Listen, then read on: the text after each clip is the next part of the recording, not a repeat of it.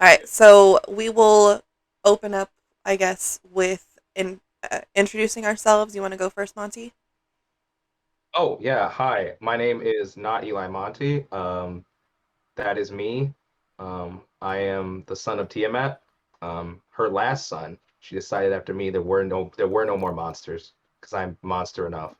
Uh, and I am here. Nice. My back pain may be Based. moderate to severe. I'm just kidding. I don't have any back All right, there you go. Brento, Hey, I'm Brent the Box. you're muted, Brento Box.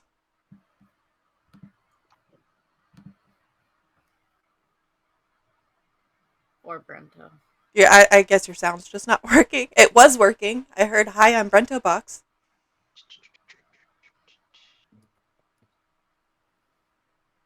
Can you hear me now at all? Yes. Okay, Hallelujah. really quickly. I'll do my intro. I'll figure out my sound. Yeah, thanks for having me on. I'm Brent the Box. I haven't been doing panels, been busy lately, but it sounded like fun, and I appreciate the invite. So Yeah, thanks. no problem. Thank you. And let's see, Stardust, you want to introduce yourself? Hi, I'm Stardust. I do panels and I do debates and I cover drama and niche internet dramas like the story of the falling out within the Mario community on Twitter. We hosted a debate actually yesterday, What? Mario versus Sonic. It was really good. You should check it out. All right, cool, cool. Katie? I need to know about this Fallout in the morning. Then follow Stardust. Um, I'm Katie. My channel is DatKatie, DATKATEE. If we're doing plugs, I did a video series of Black separatism um, debates, discussions. It was really interesting. First video is up on my YouTube channel. Please check it out. I worked really hard on it. It's really informative, and I'm very happy about it. Nice. I might check that out though too. I'm gonna check out like because I am following Star, so I don't know how I missed it, but I'm gonna check out both of those. And last but not least, Doobie. I'm Doopy. There you go. Thank you for that. All right, You're welcome. so so today's panel is brought to you by me. This is something that I've wanted to discuss for a while, but as of right now, I'm not going to be discussing it with you all. I'm just going to be moderating it so that I can't. I don't feel like doing both. So I'm just going to wait till Beckett's able to get here, and I will moderate till then. So Or right now, what'd you say? if you want, also, I will always volunteer to be a moderator as well if you want. But I I know that appreciate that. people like me. Yeah. All right. So okay, so today's topic is misogyny versus misandry. Why is one demonized while the other is encouraged? We also have a few topics on top of that that are, to expand on the misogyny versus misandry debate. But we will start it off with why is one demonized while the other is encouraged. Anybody want to go first, or should I just pick? Me, I'll go me, me, first. me. Okay, Okay. go ahead, Katie. Yeah. Yes, thank you. Okay, so um, I think misandry is very, very bad. I think a really good example of misandry is the fact that Doobie and the Red Pill generally are pretty misandrous. They seem to really hate men and give prescriptions to men that make men's lives worse and try to alienate men from their intended goal and purpose in life, which is women and vaginas. So it seems heterosexual men, of course. Um, so it seems very clear that since Doobie, and you probably remember this, Ginger, Doobie is completely fine with men being beaten up by women. I don't know how that doesn't indicate like the hate towards men, and like I think misandry is a huge problem in Twitch pool that we allow for such like hateful rhetoric to be spewed against men. And yeah, I think we should stop it. I think we should not let dudes who hate themselves talk about how other dudes should be like how women should beat them up. Okay. Star. I think that misogyny and misandry, I see it everywhere, right? And to say that one is acceptable and one isn't, I don't think that's necessarily true. We can look at Misogyny, we can look at like at least in the online sphere, right? I can look at like the anti-SJW community, 2014, 2015. While they had some valid criticisms, a lot of the content started turning into a bunch of dudes dunking on 14-year-old feminists in their bedrooms, right? You can look at popular media figures today, Fresh and Fit. While they may talk about some truths in the dating sphere, they also sandwich in some stuff about some misogynistic stuff, right? They also, you can look at Andrew Tate. Andrew Tate is somebody who is very openly talks about being a self-admitted pimp, and it has confessed to several crimes on camera, as well as deceiving the women who he works with. So I mean, I don't think that it's necessarily true that one is acceptable and one is not. I do think that it depends on the space that you run in, right? In some spaces, yes, it is true that misandry is totally acceptable, and people are like, yeah, I hate men.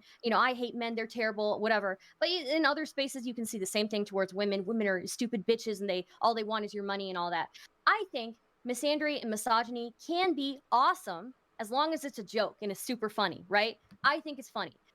So I have no problem with misogynistic jokes happening online, but what I notice is when I make misandrous jokes, like the female ethnostate, half the people who follow me don't know if I'm being serious. Hello? Do you think I'm being serious about having a female ethnostate? Are you fucking kidding me? So, hey, misogyny and misandry based as long as it's funny, and you're joking around about it, but don't be making real life prescriptions based on misandry and misogyny. I think it's because they're uneducated and they don't know that like a purely female society is not an ethno state; it's a gender or a sex state. Well, so I call that it an sounds like a ethno-state them because problem. well, No, I call I'm it an joking, Star. okay, Star, okay, understand my right. joke, please. I beg of you. Otherwise, it's okay. Never mind. Yeah. It's fine. All right, Eli, you want to go next? I Oh, was I'm gonna- sorry. I was Let's gonna go let's actually welcome Beckett. Thank you so much for Oh being yes, here, thank Beckett. you. Thank you. He Yes. is here. Beckett! He is Yeah, here thank last you. moment. Oh, let me turn you up. I'm so sorry. I have you I so think I've quiet. done well to So- drag Who the fuck myself. is this guy? What? Who the fuck are you? Why are you talking to me while dressed as a leopard? What are you doing? Is it the 70s? You told me you like this, okay?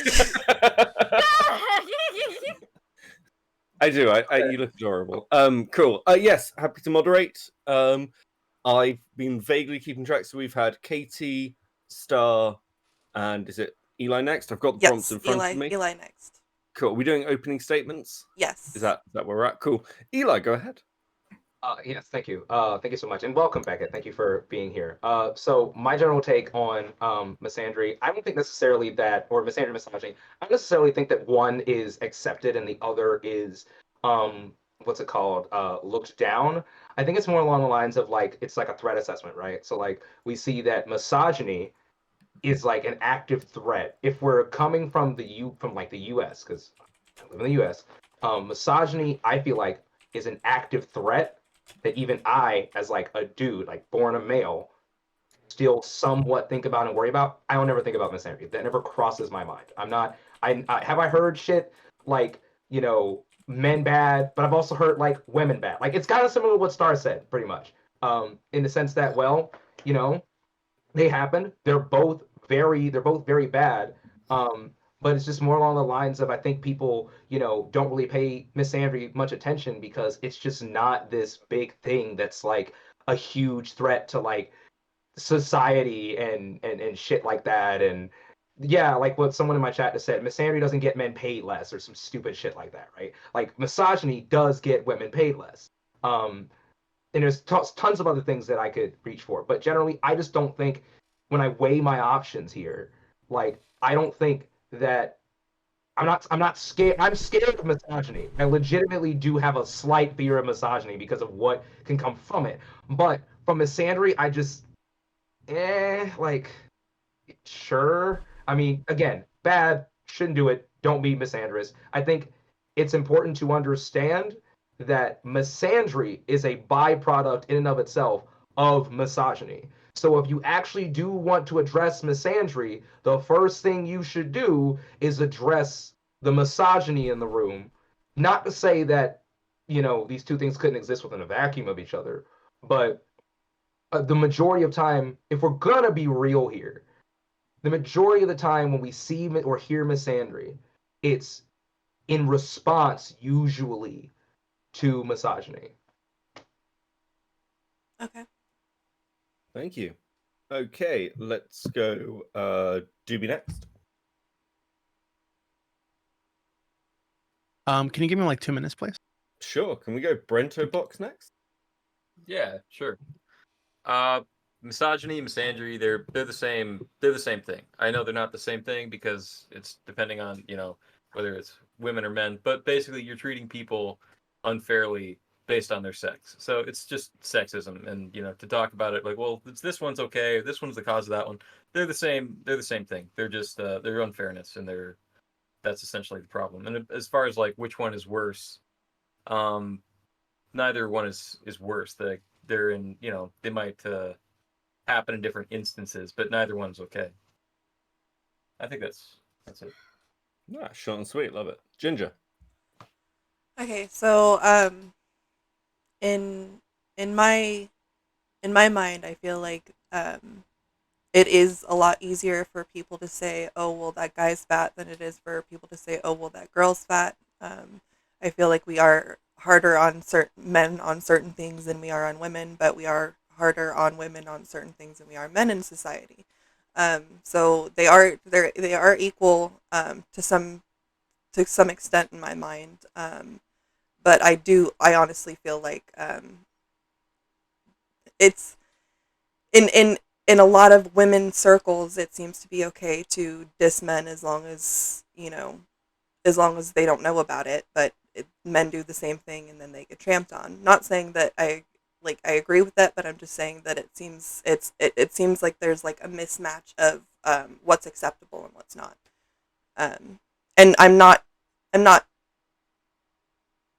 saying that as in like, oh, that's just in the the red pill sphere. I'm saying like that's seems to be a lot of places. Lovely. If Sorry, Doobie is not ready yet, can I ask Ginger a question? No, Doobie, are you ready yet? I want to respond to 2 people. Yeah. Before you Let's ask get the Doobie's question. thing done, and Okay. then we can just Let's Start. let's How I'll about we let you just go have Doobie do his first. thing, and then we'll just go. Well, you Look, look you like can the tell each leopard. other later. Doobie, please. I think that you guys are maybe. I feel like misandry is actually way more common than people realize, and I think it's actually helpful in a lot of cases. For example, if a woman is like avoiding getting drunk at a party, right? She's engaging in a form of misandry because she's assuming that these men or that she's around will rape her, will assault her, whatever. If she were like vulnerable or drunk around them, that's definitely misandry, right? Unless you have some weird esoteric definition of misandry that nobody else has, that's misandry, Interesting. right? So, i.e., walking down an alley and seeing a guy hang out in the alley and avoiding the alley because he's there, that's misandry. You're assuming that he might be violent. You're assuming that he might rape you, etc. And that's totally reasonable. It's totally reasonable to avoid that interaction. So I feel like we're kind of exaggerating the damage that misandry does. I think it actually helps a lot of people in their daily lives. And I feel like it's actually I think that it's kind of sexist to say that misandry and misogyny um, are like linked in any other way than both of them being rooted in sexism. So to say that to get rid of misandry, you need to deal with misogyny. I think actually strips the agency of the woman that we're talking about. I think that's ridiculous, right? So if there was a totally equitable world and there was no misogyny, you could still have people making assumptions about men. I think we just got to own that women have some responsibility here, and just say that hey, yeah, sometimes, given the climate that women grow up in, given the society that they grow up in that's like very patriarchal and socializes them to certain roles, maybe it's reasonable for them to be misandrous sometimes. Maybe it's a defense mechanism. Whereas like misogyny is a tool of oppression generally, right, for men and women. So that's where I'm at right now. Okay, I want to Okay. respond to 2 things. That's fine. I want And to then go I go. Katie. No. Katie. Katie said first. I want Katie. Katie, because she's got a quick one. Then Stardust. Then go around. Okay.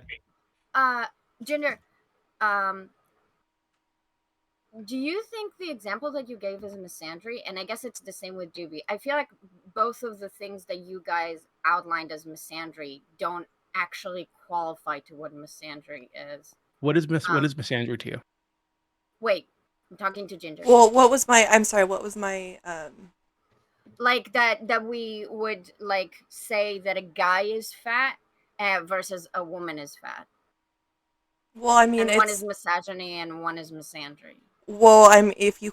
If a man calls a woman fat, it's misogynist. But if a woman calls a man fat, it never gets called misandrist.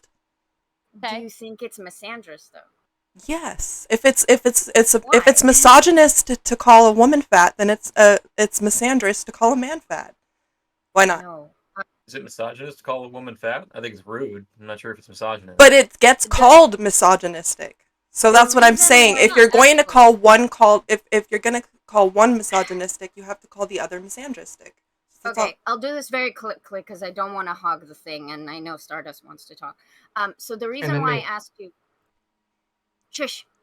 The reason why I asked you is because the reason why some people will call it misogyny is because there's a deep-rooted historical context in which women's looks are highly valued for women. Like a very specific standard that exists under the patriarchy for women. I don't need to explain this to you. You know this. That standard doesn't necessarily exist on men. So while it's shitty to call a guy fat, and calling a woman fat isn't inherently misogynistic, it can be. But the reason why it's misogynistic, it's because there's an added context to it. Kind of like how saying Jews are in the media isn't inherently anti-Semitic, but depending on what you're leaning on to make that statement, it gets pretty shady pretty quickly, you know? So and that doesn't equate to like a guy being fat being misandry, because it's not like you might just be describing them the same way that you're describing the woman being fat. It's just that the idea of women being valued for their looks is a part of misogyny. So when you manifest it, it can be called misogyny. You know, that's what the distinction is for me. Yeah, I don't think that makes any sense. I think that you're ignoring that. I We mean, can men get also into it in a have. second. We'll get into it in a second because Sure. I want people to get their questions out. Stop. Oh, now. You know what? I don't want my turn now. You can go. Go ahead. All right, dude. go ahead, dude. Good. Thank you, Star. Yeah, so I feel like You, Wait, no, it was took my something that turn. I was gonna say. You said it. You took something I was gonna say, and you made it actually retarded. You literally made my Hold point on. retarded, Katie. Holy I fucking said shit. after Stardust it would be me. You took it and you made it fucking retarded. Holy shit. I've never seen somebody take a point that I was gonna make and do it so badly that I don't want to take it anymore. Never mind, guys. Go ahead, Doobie. It's Fuck you, fine. Eli. Okay, start. I see how it is. Okay, well, I think that it's pretty obvious that men also have stereotypes or like standards imposed upon them by society, by a patriarchal society, even just in the same way that women do. I.e., if you're a short man, you're considered less manly than a tall man. If you're not muscular, you're As considered a less short manly person than a with a muscular dick, this is true. man. Okay, so I never stopped me if though. somebody, Like, I still fuck, so, but it is whatever. okay, so as Ginger was pointing out, making fun of a guy's physical appearance, right, could absolutely be considered a misandrist because you are reinforcing negative stereotypes about men, i.e., men need to look a certain way to be attractive. Okay. And these are like dad absolutely. bots, though. Like what about dad bots? I feel like we're with both. I feel like this is a different conversation though when we bring in people's bodies and shit, because it's like, okay, I see where the points are coming from, but you know what? Do we just finish? I'll go when. No, he finished. Oh, well, it Eli. was dumb, but I want to address okay. what he like the Why? thing that I go was for You gonna say. already went, Katie. It's Eli's turn now. Yeah, I'd like to Shut up, respond to Eli. Stardust! If you're shutting up, then don't monitor my space. You're gonna take something, and you're gonna take a point again, and you're gonna just like make it the most. You're gonna say it the most retarded way possible. I already can tell. Okay, I can already tell. Go ahead. It is. You know what? Look, I'm overruling both of you. It's Eli's turn. Eli, please. My little leopardess. I love you too. So, Okay.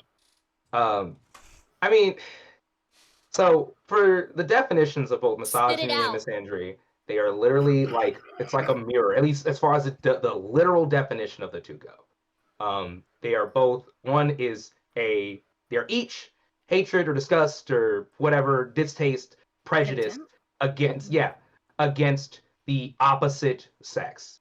It's just what they are. I understand where Katie is coming from, and I honestly probably out of all the things that I heard, I probably agree with that more than I've heard than all the other things that I've heard. Because I can't really argue, if I'm gonna be honest with you, with the historical precedent. But then we also get into like, you know, like yes, men will be called like fat or what have you, or will be called short. Like as a person who was always the smallest dude in the room, height wise, body height wise. As that dude, like let me tell you, like high school was hell. Being one of the shortest people in your graduating class and having a penis, like it was bad. Um, but now it's like more of a thing that men. It seems like to me, men are embracing like their body and their stature and everything, and are starting to do it more. Um, and I think honestly, not trying to plug here, but I think this comes largely from like the feminist movement, telling people, you know, your body's fine the way it is and everything. Positivity. I have a whole like thesis about why body positivity is actually very important. Um, so and that has to do with intersectionality. Um, so like I this is one of those really strange things because again like dad bods do exist, but then people shit on like short skinny dudes. It's like why? Like just cause I'm tiny and wiry, you know? Like oh you gonna shit on little old me? What I do? Just kidding. But yeah, somebody else can go now. That's my yeah, general Doobie, take on it. Doobie. So I thought the example that you gave about like the men rapist thing, like women being misandrous because they're scared of men, I thought that's really interesting, and I kind of agree and I kind of disagree. So I believe that it is misandry to an extent, but if I'm not like completely mistaken, I think you're like doing almost like a racism analogy there. And if you are, I was gonna use a racism analogy there by the way too. Thank you for reminding me. yeah, no problem. Do it. Continue. So I'd argue that that's slightly different. I don't want to completely run defense. So I'm It's gonna be very hard, and I won't convince us. I'm not actually. I'm not pro misandry. I just think that men are really fragile. Some men are really fragile, and some men can't tolerate any criticism without thinking it's misandry. Yeah, that's I think that's reasonable, but I think that Cool. so I guess you could make the same analogy. I think I have made the same argument using race before. Yeah. Avoiding like a That's black what guy in New York, I resonated. think. Yeah. Monty's head just which like which is popped also right up. Just which is also totally reasonable, Speaking of by the New way. York, when I tell you, listen, when I was in New York last week, I stormed out of this little gift shop when I was looking for a souvenir for my brothers because this dude wanted to follow me around and just so conveniently, just so happened to be at the He just tried to opposite put you end in of his each van. aisle I went down. When my feet hit the outside pavement, I literally turned around and said, "The entire store, but you want to follow my black ass around? Okay." And me and my wife just You bopped on out of think he there. was like a pedophile trying to put you in his That guy. van? Okay. Oh wow, I see how it is, Doobie. I don't know what you guys are talking about. I would like to go If I in kiss here. you, will you So, turn into a prince, or will you turn into an Probably ogre? not. Yeah, probably not. so I actually really liked Doobie's intro, and it really made me think about things, right?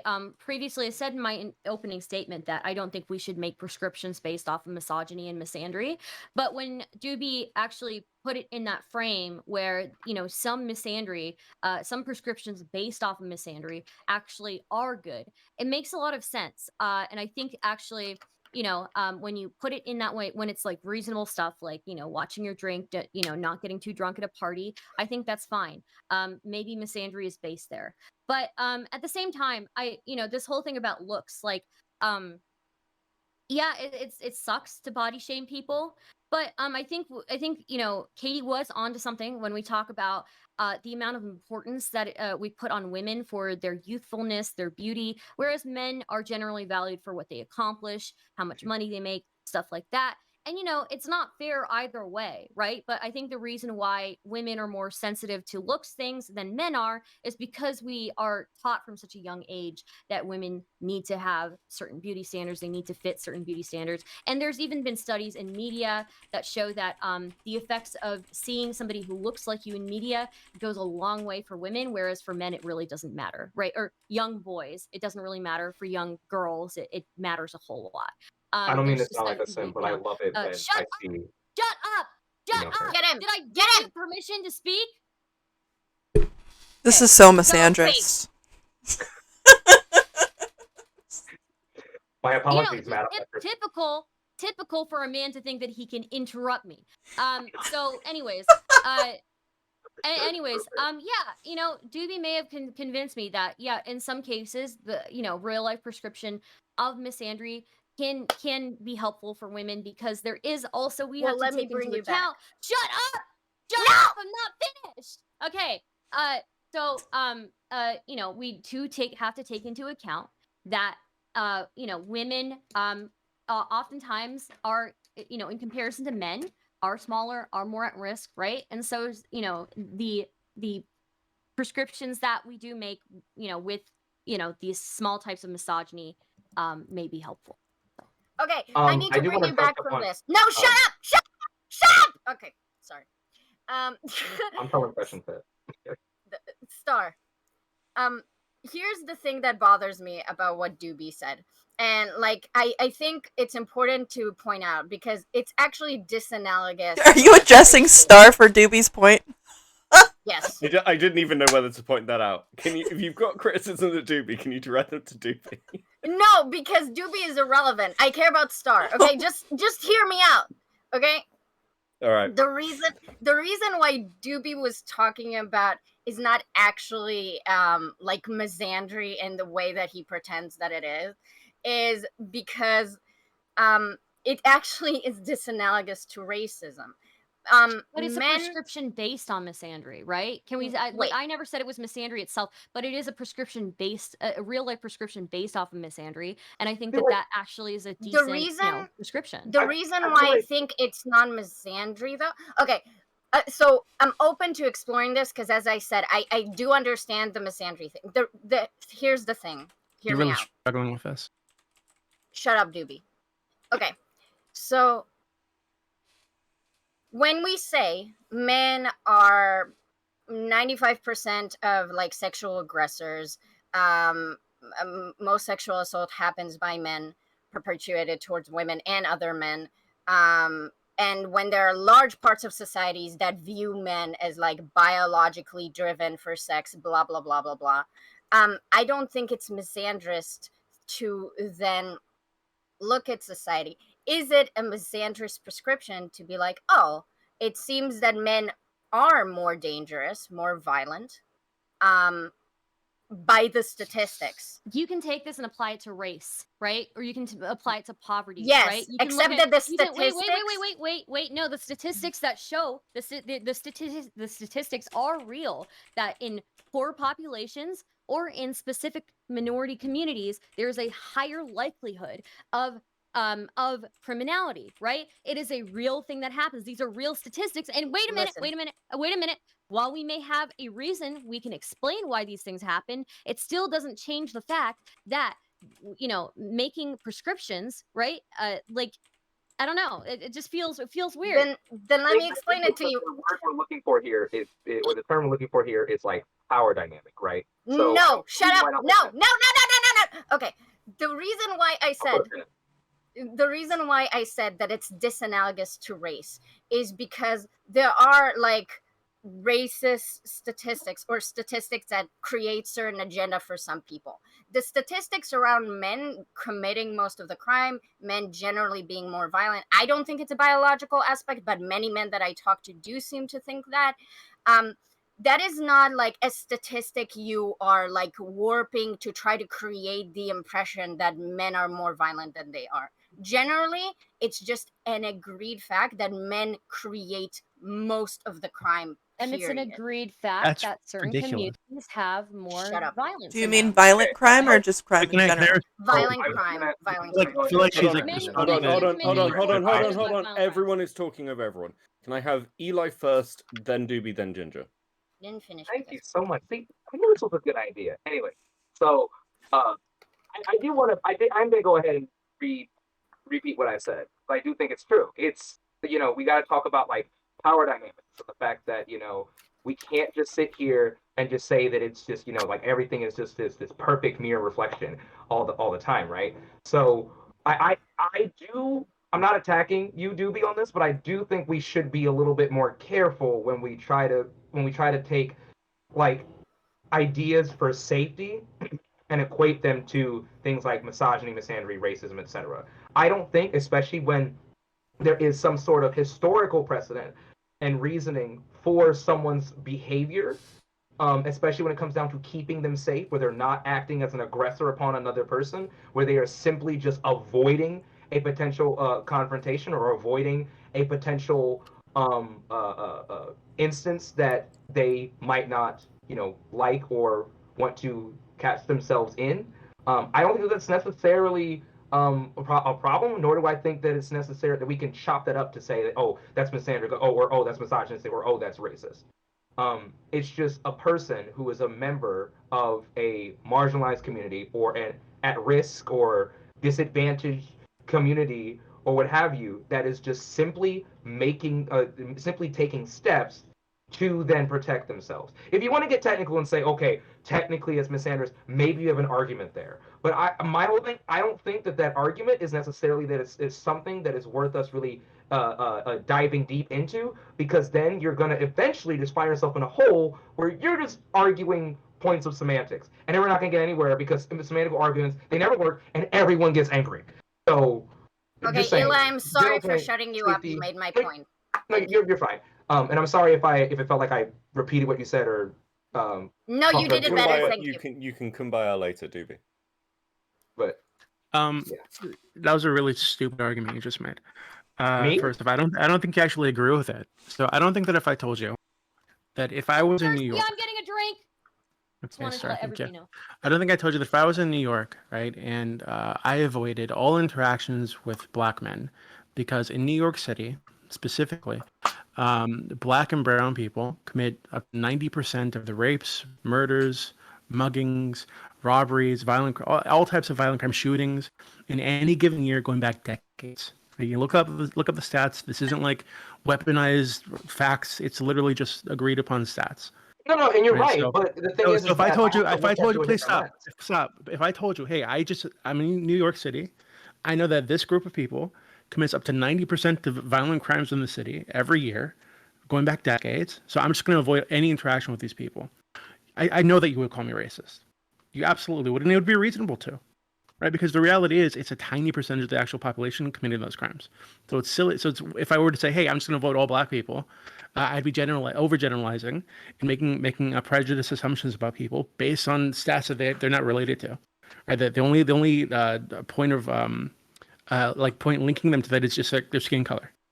So, and I know you'd call me racist, right? So in the same way, men commit, what is it you said, Katie? I don't know the actual number, but I'm going to agree with you, like 95% of the violent crime or something like that. I'll look it up. Might be less. Yeah. Let's see. But the vast majority of violent crimes, definitely the vast majority of like rapes and shit, right?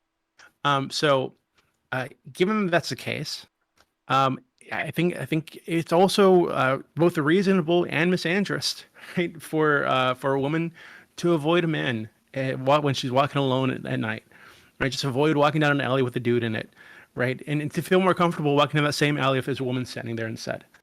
Because the reality is still that the percentage of men who actually commit violent crimes and actually hurt people are a tiny minority of the population. So right? Most men don't go around hurting people. I'm going to go ahead and repeat what I said, because I think you misheard or didn't hear something that I said within my argument. And that was that if you want to get technical, that was the last thing that I said, one of the last like two sentences that I said. Oh, you mean like the truth? If you want to use like actual facts. No. I said if you want to get technical about this, yes, you can say technically that is racist, or technically that is misogynist, technically that is misandrous, whatever.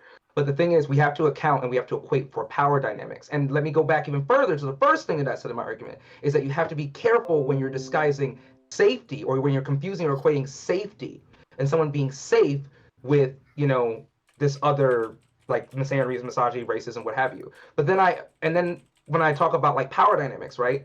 I don't know your race, Doobie, but I'm gonna say for the sake of argument that you're a white guy. Again, sake of argument, not Right. trying I'm to not. say that I right. I'm just He's saying. actually black. Okay, fine. So Hold on. I'm not black either. He's not black. I'm brown. Doobie, I'm a brown people, American. I don't care. I'm saying for the sake of argument. Doobie, why would you Well, for the ruin sake my of- joke? God. If it doesn't matter, then it's not for the sake of argument. Well, no, I just don't want to be associated with crime stats, Ginger. That's all. It's for the sake of argument, okay? For the sake of argument, let's say that you're white. Like, I could understand why you would think that, but at the same time, because of the power dynamic between white and black people, that is what would make that in that circumstance racist. But however, I would say that your problem isn't necessarily with black people. Your problem is with poverty in the city of New York. So, I mean, That doesn't which make any I would sense. understand, and I would agree. And so if I were to just say, hey, instead of me, it's like an Asian woman or like a Middle Eastern woman, right? And she's also avoiding the black guy because black men commit so much crime in New York City, or so much of the crime in New York City. Like, would you say that that's actually just a problem with the power dynamics and with like the systemic racism or whatever bullshit you were just saying? Of course not. I mean, yeah, because it's all linked to systemic But it would racism. still be It's called racist, right? intersectionality when we But look at it would things. still be racist, right? If you were to assume, make a prejudiced assumption that a black guy walking down the street toward her isn't just some dude walking home, right? He's actually like a rapist or a mugger because he's black. So Okay, can I try to build a bridge here? Sure, Katie, go ahead. Thanks. So, Dewey, and I know you get this because you're smart. Kind of. So, when Eli says like, "Hey, this is a technicality thing," and this is why I didn't full out say that the example that you gave originally isn't isn't misandry, right? So technically, it is racism, and technically it is misandry, and then you are like doing the right thing and like biting that bullet and saying yes, but some racism is justified if you're trying to self-preserve, or some misandry is justified if you want to avoid being raped. And I think that, like, I get that argumentation, and I think that technically you can get away with saying it, and like I think that maybe if I don't like that framing, you say, oh, yeah, then you don't like the truth. I think it's more that because we generally think that like prejudiced biases that result in discrimination or hateful things happening are like a negative consequence to society, then we're basically saying this negative thing good actually. And that's why it feels like kind of an inappropriate use of like loaded language. But You don't want to maybe use a it's negative connotation, yes. yeah, so that's Yeah. why I'm saying like if we're stripping the negative connotations out of like being racist and being misandrist, and we're just saying, hey, I'm just following the statistics, then fine, except that it can sometimes be like used in a way that doesn't make sense. So Okay. it feels like, again, like a technical point. So I would say, I think what you guys are trying to say, right, is that just because you make a prescription based off of statistics, doesn't, you're trying to argue that just because you make a prescription based off statistics that are true doesn't mean that it's misandry or necessarily racism, right? I think that's what you're trying to say. But here's the thing. You can still have we can all acknowledge you can still have racist outcomes as a result of policies that are prescriptions based off of these things. Absolutely. So if you're going to make the argument though that a woman protecting your drink at a party is not necessarily practicing misandry, you have to also acknowledge that stop and frisk is not necessarily racist. It just has racist outcomes. Yeah, stop and frisk in and of itself is not like technically you can't actually say that any law is necessarily racist or misandrous or misogynist if it doesn't have like if it doesn't explicitly state this law is for black people, 3/5 compromise, all that type of stuff, right? But But it disproportionately affects, right, and I'm yeah, gonna I step think the in conversation slightly. I was want to step in yeah. slightly because we are so far off the topic, and we're only really getting started. Can we? So, does anyone want to bring us back to misogyny? Doobie, please. And Misandry. So to be clear, the reason I brought this up, right, is I think that I can't think of any examples of like misogyny that can be like justified or that can be seen as something like a defense mechanism. Whereas I think in with misandry, in many cases, it is the defense mechanism, either within the context of the society, or like a specific interaction with a person in a dark alley, whatever it is. I think that and we can say that this is like the reason these assumptions are being made is because we're all being raised in a patriarchal culture and men are being socialized to be more violent, et cetera, et cetera.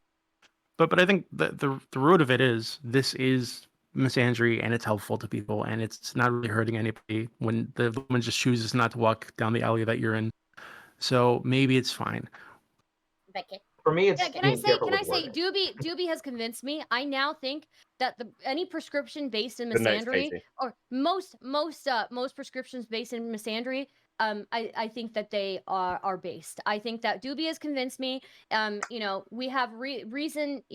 We have reason to be cautious as women, because we biological reality. We tend to be a little bit more. Is it a lie that it's a biological reality that we're a little bit more susceptible, Katie? It's a biological reality. Wait, hold on. Ginger hasn't said anything. Ginger hasn't said anything. Ginger, then Katie, then Brento. Well, I mean, misandry doesn't just happen, when women are decide not to walk down an alleyway, like. So like we're kind of narrowing it in onto something like that can be excused for many different reasons, as opposed to like other reasons why misandry wouldn't be excused, or like misogyny wouldn't be excused, like and my version of speaking of misandry, like it's like a tee-hee cute thing when somebody like Lavloon says, I think we should put all men in cages and light them on fire and stuff like that. That is completely like laughed away. We know Lav's track record. Okay, but that's not she's not the only person that does that, nor is she the just an example. So it's like that to me is also misandry as well. Now Katie can go on. Sure. Can I just say hold on. Katie's been very patient. Katie's been very patient and good. Katie, go ahead, please. Star, even though you were mean to me, you can go before me. Thank you. I appreciate that, Katie, because this guy in the fucking top left corner here is a fucking dumb fuck. So what I would say is I do not claim Lav, okay? Lav is in my opinion, in my eyes, I consider her a woman hater much more than she is a man hater. She just says the man hating things to be in with the crowd that she wants to be in with. Right? She 100% when she attacks people, she's attacked way more women. Okay. She zooms in on women's faces. Okay, but can you also like she may attack women, but she doesn't go out to destroy women's lives.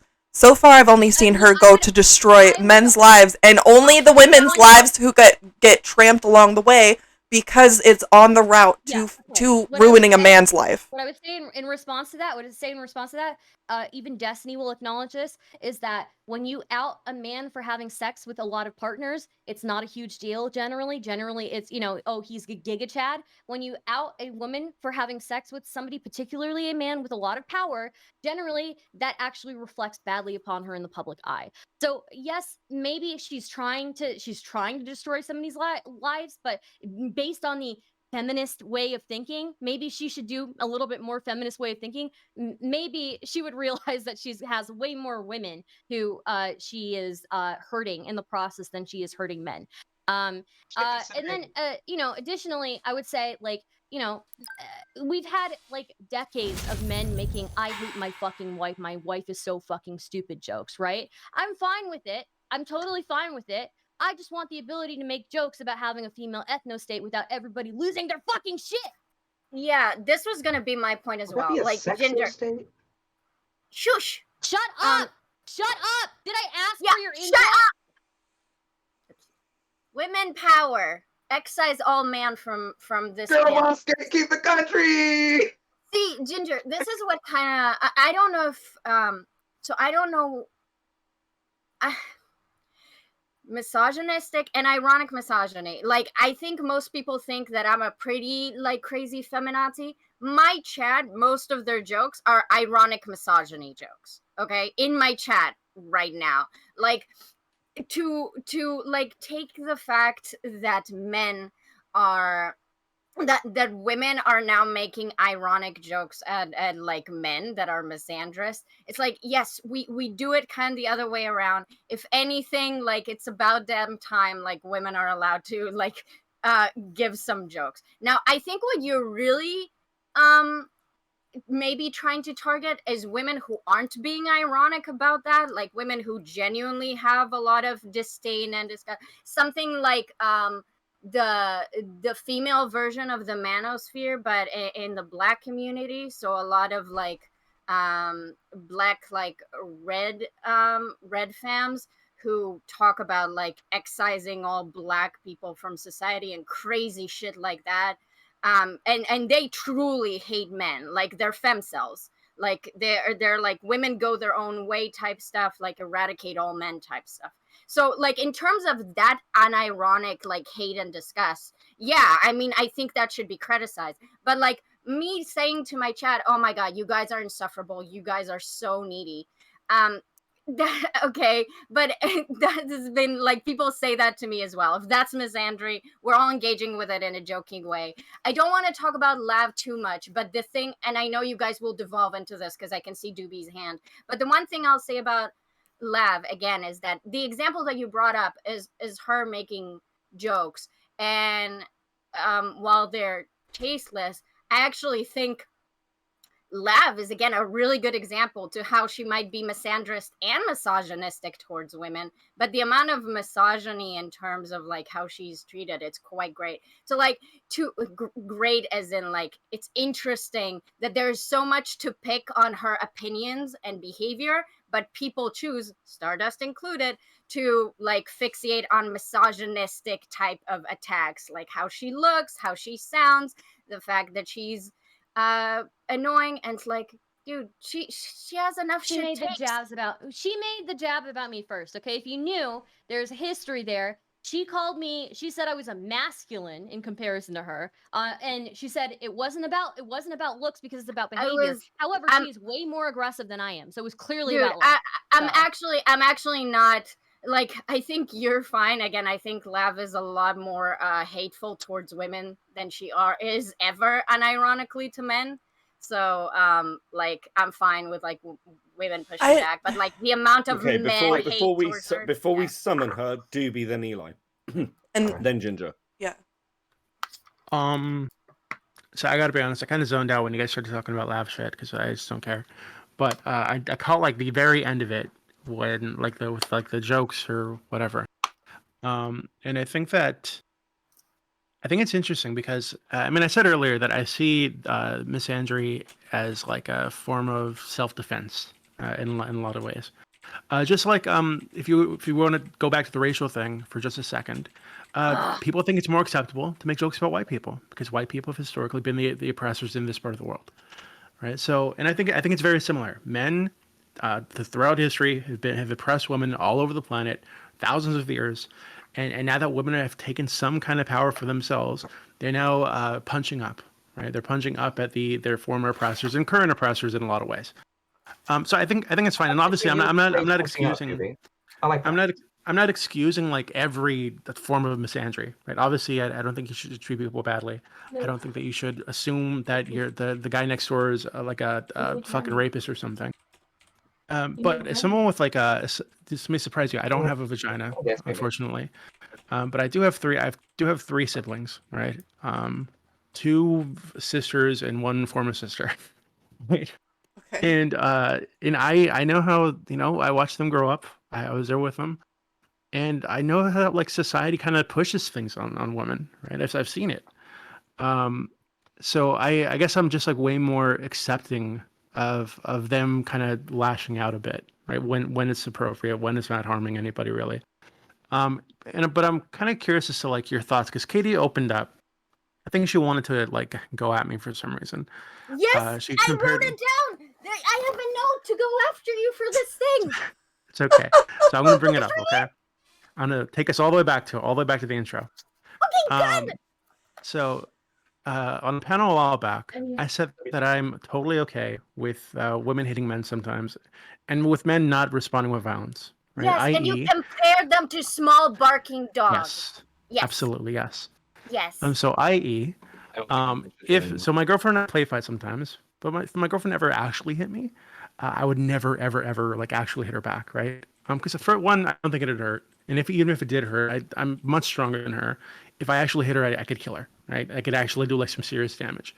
But I think it's going to be way more difficult for anyone to do like a similar amount of damage to me. So my position would just be like restrain, don't hit, right? And I think that's a totally reasonable position, given that we all understand the biological, physical differences between men and women, right? You're gonna have like Wait, what now? outliers, right? Who are like Eli or like Ginger, who might beat me up, right? Or in Eli's case, might get like beat up by every woman on the planet. But I'm sorry, Eli, I love you. I see what you said there. I'm like, huh? Are you talking about like my perfect world? I'm just kidding. He's Yeah, I being was talking about your misandrous. penis. That was my point. Yeah, He's I being was doing misandrous. Misandrous. It's true, I am. But yeah, I think generally it's They want to a beat bad me idea up. to hit women, and Oh, if man. that's misogynistic, Like- I can agree that it is maybe rooted in misogyny. I think it's an acceptable form of misogyny. Great. Okay, so I actually am really glad you say that. I think you're both a misogynist and a misandrist, which is the worst of Yes. both worlds. And I'm I actually, no, you just suck. Anyway, so I think that the ways that you think those things are justified are actually pretty cringe. And while I don't necessarily mind like using saying things to describe the world, after we're done with the descriptives, we need to make prescriptions for how we think society should be. And what I think is misogynistic and misandrist is your prescriptions, not your descriptions. So I'm not contesting that there's generally, on average, like a physical power imbalance, right? The problem is that in that panel, I was like, okay, so shouldn't just people who are more physically superior never hit someone who's probably less like physically apt to handle them? And you said you wanted to draw it based on gender lines, and me and Ginger said your girlfriend should not be hitting you and scratching you and scarring you. That is just assault. And you said no, women should be able to do that. I can take it, and I think men should stop being little babies and take it. And then you proceeded to explain that by saying that women are like little tiny barking chihuahuas and they don't actually do any harm, so it's fine. I know why you understand that that's misogynist. I don't know why you think. Well, I know why you infantilize women, because you're a misogynist, so you don't think they should take any responsibility for their actions. You don't think they don't need to be violent. You don't think they have to have respect for men. Which is why I'd also call you a misandrist, because you're infantilizing women by letting them be actually harmful to men, because you think they're so harmless because you infantilize them. So you're actually just shitty. The end. Beautiful. I'm gonna make a hot take here, and I'm gonna say, and I've said this before, but I think actually some sexism is okay. I think we need to acknowledge, and Katie will acknowledge that again there are general differences between men and women, and we accommodate to make sure that we have a society where most people can be on equal footing with each other. We do have to have hold different people to different standards. That means that, while I don't think any woman should ever hit a man or ever physically harm a man, and I think, should never do that, right? There is a huge difference in the way we talk about domestic violence perpetrated by a man towards a woman versus a woman towards a man, right? Because the Yes, absolutely. likelihood of a man killing a woman is much higher. Yes. So yes, some sexism is okay, and sometimes we do need to take sexism into account when we talk about these issues, because if we don't take sexism and sex differences into account, then we truly will not be able to tackle this and make sure that we have equal starting points, at least for men and women. That's not sexism, though. Here's the thing: like, I'm not like saying that there are no differences. I don't know if you caught that, but I was on a panel about domestic abuse. Obviously, we all understand that there are major differences in the outcome for women in domestic abuse relationship versus the outcome for men in domestic abuse relationships. However, when we're talking about the act of domestically abusing your partner, the act in itself, outside of the consequences, is bad on both accounts and should be discouraged, which you agreed with. The problem is, Doobie does not agree with that. I'm Wait, sorry. that's I feel like not true. if my wife I were don't to hit know if me, Doobie if my wife disagrees with were to that. I hit think me, Doobie agrees. like if my wife were to hit me, it wouldn't hurt. I know for a fact it wouldn't. I just know. She hasn't done it before, but I can tell by the way in which I lift things versus the way in which she lifts things. It's not gonna hurt. But I feel like it wouldn't hurt me physically, but it would probably hurt me emotionally. And I Hurt think your that's soul. something I feel like that's something when it comes down to like men's emotions and shit, right? And in these types of talks, that's something that we don't really I feel like we don't talk enough about or account for, but I feel like that's a different conversation of entirely, and I don't want to derail us I off of feel Yeah, that. like so you so shouldn't. I I feel like Can you. I- I feel like you shouldn't. With Can I- you. Ginger first. Ginger hasn't said much. I Ginger. just feel like you shouldn't throw hands unless you're expecting to catch hands. Based. I mean, cringe. No matter who I you think are. in general, I don't in think- general, like when people like those dudes that go like when I say I'm a feminist and dudes that go, oh, so does that mean equal rights, equal fights? I'm like, here's an idea. Maybe we just shouldn't assault like anybody. Like Hey, I don't that's disagree it. with you guys. I agree that physical laying your hands on somebody, to perpetrate physical violence is always wrong, no matter what gender you are, right? Not necessarily. Okay, Doobie, go ahead.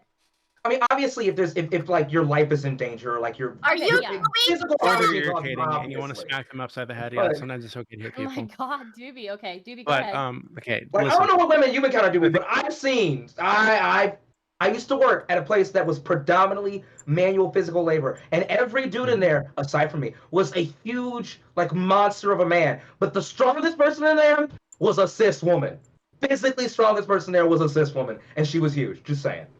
But That's that's fair. an outlier. Can I- That's not like can I- the average, I'm right? just Doobie, listen, please y'all been discuss mean this how entire hitting time. I can men do is it too. okay sometimes. Please, Doobie. Yeah, okay. So I think you maybe misunderstood the way that I was framing the private conversation. I'm not saying that like abuse is okay.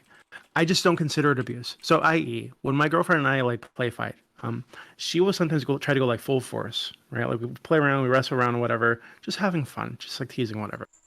She will go like as hard as she can, which is hilarious because for me, it's like I have like a child trying to fight me, right?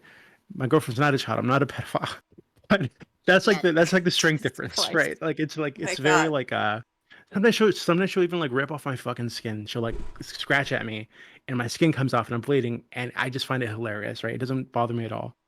I wouldn't say that any guy should use that kind of like force on a woman. I don't think it's okay for a guy to like rip a woman's skin off, even in the same context, right? I think that Okay. the way that I explained this previously, the reason I brought up the Chihuahua thing, it wasn't to compare them to like dogs. It wasn't to say that women are like animals. No. It was to say that with like small animals, like Chihuahuas or little Shih Tzus or whatever, they tend to be more like aggressive, just because they don't get chastised in the same way that larger dogs do when they are aggressive, right? So I think women are pretty similar because it's so much harder for them to do damage. Whether you're play fighting or actually trying to fight, if they're trying to like fight a dude, men just don't take it as seriously. And you can say, hey, that's misogynist. Maybe I agree, sort of, I guess. I think I'm just respecting the physical differences, and I don't see it as a big deal. I wouldn't say that if a woman were to like actually try to hurt me, like if my girlfriend tried to like actually like punch me in the face one day, which was like angry, I would have been like, oh, no big deal, you're a woman. I would treat that seriously, obviously. So It would hurt your feelings. Well, No. it would be wrong for her to try to hurt me, right? She's not trying to hurt me when we're like play fighting. But Can I make my point? so if I went to like a Ginger's house or whatever, right? And we're like hanging out on the couch, showing her my rat dog collection, and she's like, "Doobie, your rat dogs fucking suck," and she punches me in the face as hard as she can, right? I'm like, "Hey, Ginger, that's bad, right? Don't do that." And if she does it again, I'm probably gonna call the cops, right? Because it's not okay for her to hit me, even if she's a woman, right? If it's not playful, if we're not joking around, it's not okay. So I'm not excusing the behavior. I make just my don't point? see it as like damaging. Just Okay. quickly. I just want to point on out that Katie, Doobie compared Katie, And to women. be clear, I would Hold on. never, ever, like full force punch a woman, like ever. Doobie compared women to Hold on. bitches. That's I fine. want Katie to respond, but then I really want to hear from Brento Box because I feel bad. Okay. I would also Okay. like to hear from Brento Box. I'm not- I was just it's not thinking like that too. I was like, antique, I would I like to hear just- from Brento Box. Sure. Go ahead. Okay, Doobie. I know that this is your point. If we're talking about play fighting, however, and you don't see play fighting as abuse, I like rough play fighting myself, and I don't think it's abusive. So I can relate to that. The problem is that you would say, and correct me if I'm wrong, and if I'm wrong, that I'm completely misunderstanding you, maybe this is whole big misunderstanding. But in the context of play fighting, you think that you can go too far with her, but you don't think that if she intends on hurting you, you think if she's just intending to play fight, there's basically not a lot she can do that you'd consider abusive, but you don't think that about yourself. You think it would be abusive if you played fight back in a meaningful way. I don't think he's talking about play fighting. To the Play same fighting to the is same in level of force, defense. absolutely. Yeah, to the same level of force, absolutely. Because again, I'm stronger. I can handle more. Like if I play fought with her, like using the same level of my strength as she was trying to use on me, I could seriously hurt, which is obviously not okay. Do you think that's abusive? No. Do I think it's Okay. abusive that she's like going full force against me? We're just playing around. No, I'm asking about you. If you Oh, scratched so if I were play her, fighting, if you were play fighting and you Sick. grabbed her really hard and scratched her and she was bleeding, is that a Oh. you problem? If it's unintentional, No, obviously that's not. okay. But so that obviously like does happen sometimes when you're like playing around, whatever. Like I hurt her accidentally sometimes, right? I don't think it's Okay. abusive. Yeah, Okay, hold on. good. Yeah, but I don't think that's what I don't think that's what we're talking about though. I think you thought You that I think meant I'm like it's asking okay you for to women to just like sincerely hit women. punch your girlfriend? Well, that's what No, we're I discussing. think you thought that you that I believed it was okay for women to just like punch men out of anger, and that's fine. I don't think you should punch. I think that, okay. I think in the context of a relationship, people can decide on their boundaries as they agree. It's just that you seem, the way that you choose your boundaries, and again, you can choose to have unequal boundaries, but it seems that the way that you determine your unequal boundaries is dependent on the infantilization of women, which again, you're allowed to do in your own fucking relationship. It's just when you're making societal prescriptions about, yeah, men should just take it when women are like physically harming them if they're being playful. That's bullshit. My You play should I shut don't up. see it as infantilizing. If I were play fighting with Eli, I wouldn't go full force on him either. Right? I'm a pretty Stop strong picking guy. on Your Eli. mistake. Well, look, I Your love it's Eli. just- mistake. Okay, it's Eli, like with Eli. We any- argue all the time, but he knows I actually I like am the Eli a son lot. of He's a It's good with guy. any for a reason. relationship. Your with any mistake. relationship, Eli might there's- beat me up. with any relationship, there is like, you learn things, right? There are going to be times, I'm sure, when Doobie and his girlfriend are fighting, and maybe she does accidentally hurt him, and she feels bad about it, and she learns to not do that the next time, right?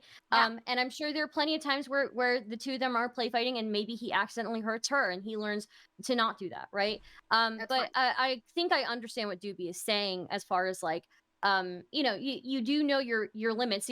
There is some sexism that comes into play when you're interacting with somebody like a significant other, because on average they probably can't do the things that you can. So yeah, I'm being a little bit sexist when basically what he's saying, if I were him, yeah, I am being a little bit sexist in assessing how much force I can use against her. No, Star, because he's making a prescription that men shouldn't take it as bad when their girlfriend is rough play fighting them. Of course. Well, women probably shouldn't take it as bad if a man accidentally hurts you in rough play fighting too, right? But okay, Brento, go. And no, I'll just go. Anyone stronger than someone else, if they're play fighting, they don't use their full strength, and then the weaker person typically can go more strength or full strength, They could go I ham. they can go ham, Yeah. and that's the point. And that's what play fighting is. Yeah, Like, I agree. yeah. So I didn't even understand what this contention is, and what's wrong with That what That's what Doobie- Doobie's saying. So it makes no difference. No, that's not what Doobie's saying. I feel like it He's saying it's is. based on sex. Doobie, if your girlfriend was physically stronger than you, would you be okay with going harder on her?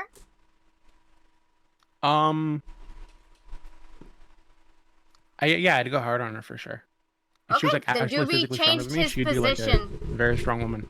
I don't think I've Okay, changed my Doobie? position at all. No. I Is a kid. will review the panel. I will clip to you when you said the opposite of this. But if you changed your mind, I'm happy your brain untangled. Good for you. It sounds Hold like on, what I think the last time. Can I respond real quick? Sure. I was at that conversation, by the way, but I kind of remember it. But the thing is, I think your contention with Doobie is that you're saying that he thinks as a society-wide prescription, that should be the way that men view interactions with women, and society should view it that way. And I agree. I Yeah. think that's true. That's true. I agree, because men are physically stronger than women on more than average. Men are also majority. physically stronger than other men. True, and that's the same thing, and we go within that too. That's understood as well. No, it's not. Yes, it is. Okay, Yeah, it is. so I just Okay. want to throw in. I know I'm moderating. I just want to throw in. I think that's a crazy argument. Like, Star constantly tries to fight me, and because I'm not a sexist, I absolutely destroy her constantly. I never go easy on Star when she tries to fight me. It's brutal. yeah, good. That's I why like to restrain and go in for a kiss. that's why she's wearing the long sleeves right now that. to cover up all her bruises. Whoa. True. I mean, if Ginger, you said it. If you're not willing to get hit, don't try to hit. It's very simple.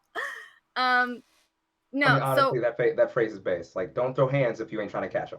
What goes around comes around. Okay, Can I clarify one thing really Yeah, go quickly? ahead. Because people in the chat are saying like, "Oh, are you saying misandry is good and misogyny isn't?" No, I'm saying that there is an element of misogyny or an element of sexism, at least, that maybe not misogyny or misandry itself, but there is an element of sexism that comes into play when you're like thinking about these things, right? So I am saying it's not necessarily wrong to take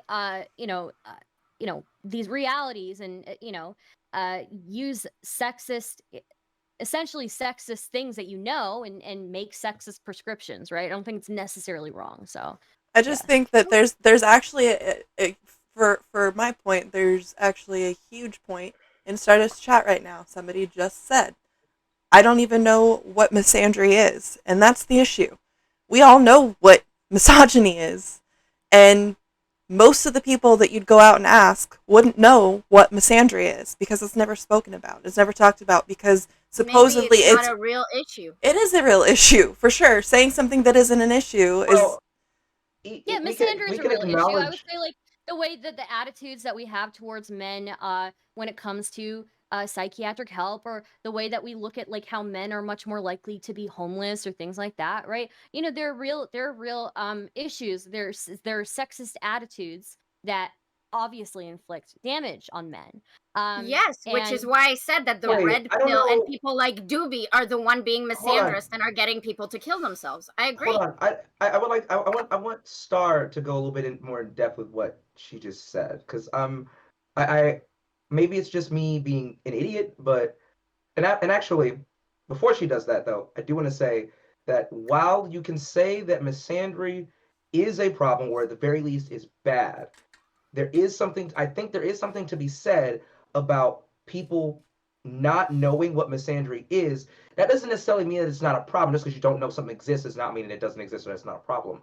But I do think that speaks to the level or degree as to how much of a problem misandry is. But now, Star, if you don't mind, can you go a little bit more in depth into what you said? I think we can look at like how men are treated when they're victims of assault or they're victims of rape, right? There's a little bit of misandry that comes into play when I know you want to make whatever point, but Katie, you have to be patient with me, okay? I know. I'm not mad at you. I'm sorry. I just I'll want to know. control my face. I'm trying to Sorry. figure out how the misandry plays there because I'm just drawing a blank. Because it is kind of like anti-man if it's like, oh, men can't really be real victims of assault, men can't be real victims of Okay. rape, right? That is misandry in a way, right? Men can't be victims of abuse. These are all misandrous things, and while we may still talk differently about the effects of abuse and the effects of these things on men and women, we still have to acknowledge that misandry plays a role in the fact that we don't take men as seriously, and that inflicts real psychological damage on them later on. I would not say And that that's like misandry though. I would say because like someone in Please, my I beg chat. of you. Hold on, it's gonna be quick. All right, this one's actually gonna be quick. And it's not like I'm not trying to like come at you, Star, or anything. I'm just saying like I'm just still a little bit confused because like I feel like that would be something that would be a bit more misogynistic because I hear that sentiment a lot from quite a few men more than I do women actually. That I hear men from can't women be. too, though. I do I mean, hear I'm from not going to women. deny that. Yeah. I'm not going to deny that you don't, Yeah. because at this point we're just speaking And from just our because personal just because you experiences, hear it from men doesn't mean it's but not misandrist, right? There are right. plenty of I women who mean, practice misogyny, and right, plenty of yeah. men who practice misandry. Right. I just don't feel like that's like more of a, or maybe it's not so much misandry, especially when it comes from men, and so much and more along the lines of toxic masculinity. I feel like, I don't know. I think but toxic That is masculinity is misandry. probably tied to misandry, right? Let's And I would Please, say I that swear to I would say misandry, misandry and toxic masculinity are probably tied together. They're probably related issues. But we look at like even therapy as a field, right? Therapy as a field is predominantly done by women for women, right?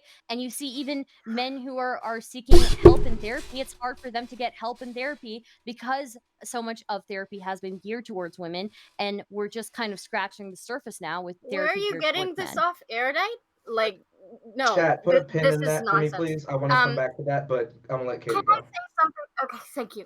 Okay, the reason why my opening statement was that red pill and people like Doobie and just like toxic masculinity and toxic men, like they are the one enforcing misandry. And this is what really bothers me about your point, Star. I agree with what you said. There are real issues coming from genuinely wanting men to die and live worthless, meaningless lives that push us towards oppressive gender roles towards men that make them harm themselves and have worse outcomes. We are sincerely harming men for a really long time under like patriarchal ideas of manhood. Okay, people like Doobie. But yes, I know, Eli. That's why I was frustrated with you because I knew you'd get what I'm saying. But Star, Yeah, I that's why agree. that's why it frustrates me when Doobie made his stupid point earlier, you're like, well, yeah, maybe some misandry is okay. No, we want to decrease stigma around men. Men are not inherently biologically dangerous. Men can control themselves just like as all humans can. That's what we need to Right. expect. That's what we need to expect of them as a society to do. When we start to say it's okay that women treat men badly because they're scared, as a woman, I understand. I do sometimes fear men. I do cross to the other side of the street. I do cap my drink at a bar. Sure, but that is still isolating men and separating them and giving them worse outcomes, just like racism does. It's not a good thing to subscribe to. The way to solve that is to stop allowing men to talk about how they're biologically inclined to be aggressive and sexually violent, and just ask them I don't to think I've ever follow said that. law. I don't No, think I've ever said that, right? Okay, you. so when I talk about this, right, maybe misandry is not the right word, right? But I I think agree. that there is. Wait a minute, maybe there is some healthy sexism, right? I think that there is unhealthy sexism, obviously, in the way that we see men falling behind in academia and mental health and all of these different areas, more homelessness, also men committing suicide much more often, right? They're obviously falling behind because of certain sexist attitudes that we have for them, and certain sexist what's the word for it, standards we have for them, right? But there is some level of sexism that is normal, and that is useful Functional. to us, right? It's Mhm. useful to us. Not so like, yes, I'm not saying that men are predisposed to be savages, right? I've never said anything like that. No, of But course. there is some reality. We acknowledge that, that men on average are stronger than women, that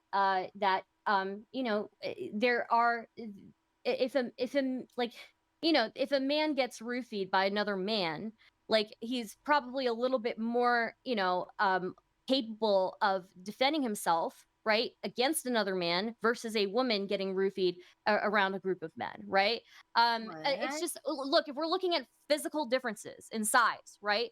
You like have to acknowledge that point. Obviously, the drugs are like a different thing, but there is a healthy level of sexism. Sexism is useful to us. It's functional. We do make some prescriptions off of it, and those prescriptions are fine. Okay, but okay, so Okay, I hear you. quickly, Katie, just one thing. I'm not going to move on to the second topic because we're pretty much already there, or Yeah. we're nowhere fucking near it anyway. I want to bring Eli in. Katie, you can respond, then Eli. Okay, go. Just very quickly, I'm not saying that you said all these awful things. I'm just saying that I know that you care about men's issues and I care about them. And I think that societally, prescriptively, instead of saying like, yes, some sexism, good, actually, we can say women are doing this because currently that's the only way they can do to defend themselves. But what we want to actually do prescriptively is to create a society when men um, are no longer such a high risk to women. But that's not because they're biologically this or that. So when I said earlier, my original point at the beginning is that mostly men are the one enforcing these really misandrist ideas about men being violent, men being sexually incapable of controlling their penises, men being this, men being that. That's all negative stereotypes that people like Doobie come on Twitch poll and like drill into people's brains, and it's not the proper way to build and engage in a society. So I'm like telling you, as like a person that cares, that like saying yes, actually discriminating men is like good. Actually, I don't think it's the best way forward prescriptively. That's all I'm saying. Okay, Eli. So my, I don't want to say it because people are going to be like, you're virtue signaling. But yes, I do work with homeless people, and a large bulk of my clients and the people in the community I serve within people being homeless and what have you, is the majority of them are men. I don't think this necessarily like. I think it's more along the lines of, again, I feel like I'm going to go off on like a tangent or something that's not like, I can stop him if he goes on a topic. tangent. But thank you. But essentially, I do feel like this needs to be put out there because it's one of those stigmas that a lot of people don't understand about homelessness, and that is that in many cases, men abandon other men. Is in many cases, like men. I've noticed growing up, even as like an adult too, that women, because of their shared experiences and the commonality of being oppressed and being marginalized to some degree, regardless of if you are, regardless of what your race or whatever is, your size, whatever. Although when we look at intersectionality, we see differences across the board. Women have this sort of like togetherness, it seems like, that men just don't have yet, and um, men are men, and then you have people like the manosphere that takes healthy things that men should do, such as being vulnerable, talking about their emotions, talking with each other about their emotions, instead of putting all of that shit on women. Then all of a sudden you have some idiot like Sneeko or Andrew Tate telling men that if you vent about your emotions, well, if you talk about your emotions, that makes you a pussy. Get a Bugatti, go work out, like that type of shit. And then it's like, I don't know if that's necessarily a misandristic thing. I would say just based off of, surface level, but going off of the definition of misandry, which is just, a dislike or an unreasonable dislike or distaste and prejudice against women. This, to me, that type of shit just seems like toxic masculinity because you're bottling up how you truly feel and basically your humanity. Yeah, I'm being dramatic. Suck my dick. I couldn't think of anything else to say, so I said the most vulgar thing that came to my mind. But Very for the misogynist. sake of maintaining this facade and this figure that as it walks is just coming apart at the seams and pieces just going everywhere because you can't maintain it. So misandry Right. isn't misandry. Misandry is just misogyny in disguise. What? Wait, say that again? That's You what said that's what it sounds like you're saying, unless I'm mistaken. no. I just think that like we're falsely labeling something misandry, and we're not actually talking about what the thing. We're not actually hitting on what it actually is, and that is in many cases like with toxic masculinity and misogyny. They can take the form of what looks like in some cases misandry, but isn't based off of just a definition of what misandry and misogyny are. I think more along the lines of a lot of the things that men face and a lot of the trials that men face is not necessarily misandrist. It's more along the lines of or even misogynist. It's just more along the lines of just toxic masculinity and men just us not socializing as a society, us not socializing men in a healthy manner.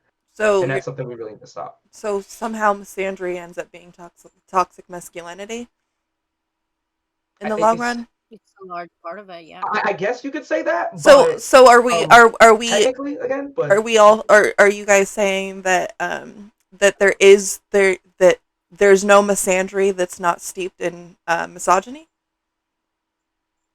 I'm saying that from my perspective, I'm saying that the two can intersect.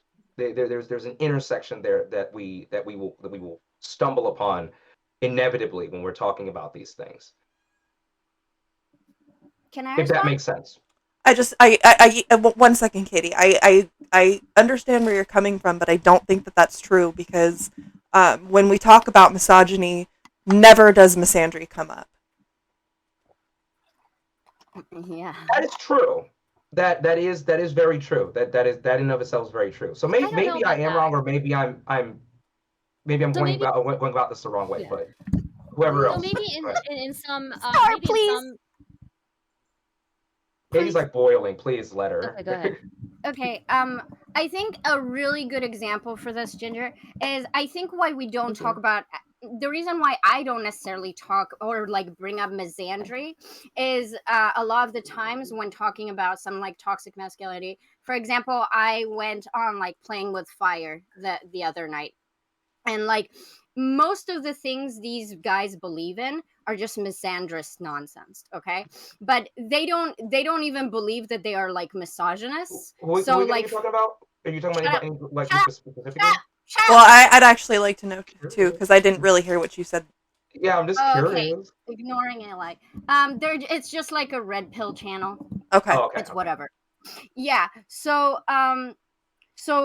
for me to start explaining to them how they're actually toxically masculine and how that's actually kind of misandrous, the ideas that they have about how they can't control their dick hard enough to not rape women, like obviously that's misandry because it's like inherently toxic and disgusting to imply that men aren't human enough and capable enough of just not raping people.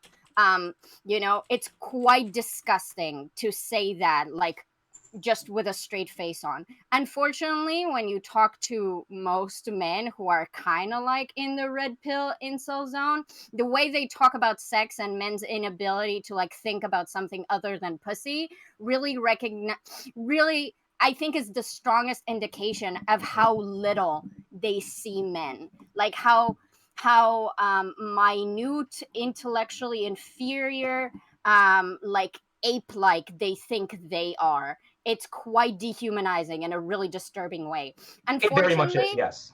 yes, it's incredibly disgusting the way 100%. they Yeah. see themselves. I think it's Yeah. awful. Unfortunately, um, these people are not in a space where I can even like explain to them that they're being misandrous, because if I go, it's pretty weird that you're implying that you can't like stop yourself from seeking out pussy over all else, they'll be like, no, that's just how men are, which again is misandrous nonsense, misandrous toxic masculinity bullshit right there. But they can't be called out on it. They're very uneducated and ignorant about it. So I don't agree with Eli that they're like inherently linked. As I said, like fem cells like there's a specific type of femcells who are genuinely so like they are so they want men dead, like straight up Yeah, I mean, dead. there's going to be Specifically, exceptions, but I from my experience, Eli, what I've let me noticed. fucking finish so I can finish. You've been talking So a yeah, lot. Fucking Christ. shut up, Let Brento. her go. It's fine. It's fine. But I call So Ginger, all I'm saying is That's that misogyny, Brento. Yeah, apparently. Sorry. Anyway, sorry. Go ahead, yeah. Katie. So there are some extreme examples where misandry is just straight up misandry, and I think there are other instances when we do call out misandry, we just don't call it that. So I do agree with you that there's confusion there. So that I will there. say, I do want to interject with what Katie said. I do think that, and this might just be something we disagree on, but I do think that like there's going to be exceptions. Like, yes, there are definitely femcells, and they are the fucking worst. The type that not even just laugh. Like, there are others out there Hey, where it's what like, the fuck? where it's like, holy shit. Like, let's not forget that the whole point where the TERF movement, trans exclusionary radical feminists, where that originated was just hating men. And now it's devolved into like it's devolved. I don't know if that's the right word I'm gonna use, but it's turned into now where do we just fucking hate trans people. But I will say, Katie reminded me of something that I wanted to say, and that is that, and people might hate me or go in on me for saying this, but I feel like in general, men's bullshit basically with the whole with what you said, Katie, about men not being able to control their dicks or whatever. It's much less that men can't control their dicks, and it's just been like acceptable basically for men not to control their dicks for so long. Men's bullshit. I hate to say this because I don't want to sound like I honestly don't want to sound like I'm a Sanders, but or that I hate men or anything. But I genuinely feel like men's bullshit in general has just been accepted or taken for the longest time, and now all of a sudden we're getting around to correcting it. But because it's taken us so long to get to this point, we don't know how to do that effectively necessarily I agree. in some cases. Well, That's all I want to there's say. there's an issue when like the most effective people who talk about self-improvement for men are people who are some of the biggest misandrists and misogynists, right? Great. But I do think that I think we're kind of, I do think that there is I think we're kind of dumbing down misandry, if we're going to be real, right? I don't think we can relate misandry to misogyny all the time, right? I think misandry is oftentimes a response from women who have been put down a lot, who have seen the worst of the world. They become misandrous because it's a coping mechanism for them, right? But I think to completely say that misandry is completely related to misogyny, I don't think is really accurate or doing us any good, right? Let me clarify because since I made the point. Oh, once you're done, I didn't say that, by the way. No, yeah, no, it was me. I know It was you me did. who said Yeah. it. But I want to put a pin on that, and I call dibs. But continue. Yeah. Well, I think people are taking some issue with me saying that some sexism is okay. I mean, look, again, I would clarify, like, there is, what we call benevolent sexism, right? That's a term. And there's like a harmful sexism. And I do think that if sexism is like is discrimination based on somebody's sex, then yes, I do think that there are some things that we just kind of look at as a society, and we do make these prescriptions based on sexism. So. Okay, just quickly, No. we're gonna start wrapping up in about 10 to 15 minutes. Okay. So if you've Mine's got gonna be quick. important points, okay, Eli, Katie, then We're gonna do outros, so don't worry about it. But yeah, we just want to let everybody know that we'll be wrapping it up soon. Yeah, if Okay. you've got major points you want to make. So Eli, Katie. So because I said I'm the one who said it at the beginning of this and everything, I do think that for the most part, there is something to be said about the fact that you can't exactly like deny the fact that an idea can permeate and then an idea can exist. So, yes, like I said earlier, could misandry and misogyny exist within a vacuum of each other? Yes. But I do think, and from what I've seen for the most part, it does seem as though misandry correctly like segues, and it's like, or not correctly, directly will like segue, or and in many cases is just a direct response to misogyny. It's just and the reason why we call it misandry is because it's like a response that has gone too far, in a sense. I was gonna say that. But thank you. But I do think, like I said, they can be separated. But for the most part, from what I've seen and from my own personal experience of just living and being a dude, I guess, is that it just seems to me that misandry is always the reactive position to, or the reactive, whatever you want to call it, to misogyny. But there are going to be people who are just going to wait. There's going to be some ladies that are born that just come out the womb like, you know what? Fuck dudes, just for no reason. Before you even experience the misogyny, just, fuck dudes. Like, that is completely, excuse me, a possibility. But, yeah. So, That's it. yeah, so I think Eli hit on a good point. I think when we do call out things for being misandrous, it's just when it okay, I feel like this is a good example. So when I was talking to that red pillar, he was talking about how, for example, Are you talking about Alex? Yes. Okay. Just wanted Yeah, to make sure. Yeah, Alex. Although he said that he's a dating and sex coach. Whatever. I've seen some of his old videos. He does have some interesting couch things. Go ahead. Yeah. So one of the things that he said are more of his controversial takes is that he doesn't think the punishment for female teachers assaulting their younger students, like their teenage students, assaulting their male students, should be the same as like a male teacher assaulting a female student. And so that is both misogynistic and misandrous. It's misandrous because it's implying that, like, if it's a 15-year-old boy getting raped by their teacher, that's somehow less severe because they might have liked it, which is, again, toxic masculinity embodied. And then it's misogynistic because it's infantilizing women to the extent that this female teacher who's a rapist and who has maliciously abused her power somehow deserves less of a punishment than if a dude did the exact same thing. That's terrible. So that's a lot of ways in which usually misogyny and misandry really work together.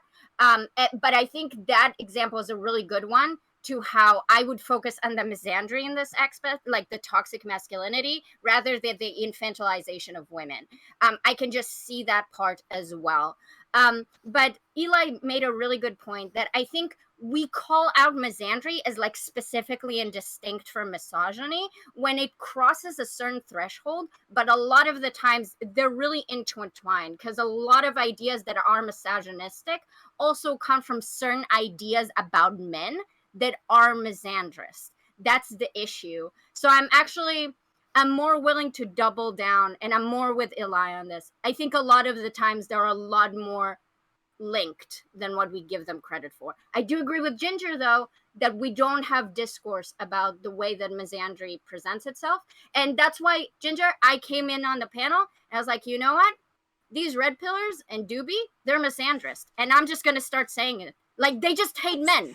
They don't want men to be happy. I understand where you're coming from. I do. After Ginger, one quick point, and then I think after that we probably have to do outros, right? But just one quick. No, point you go ahead. You go ahead. Are you sure? Are you sure? Okay. I just wanted to say, yes, Katie, that is correct. Do you know why?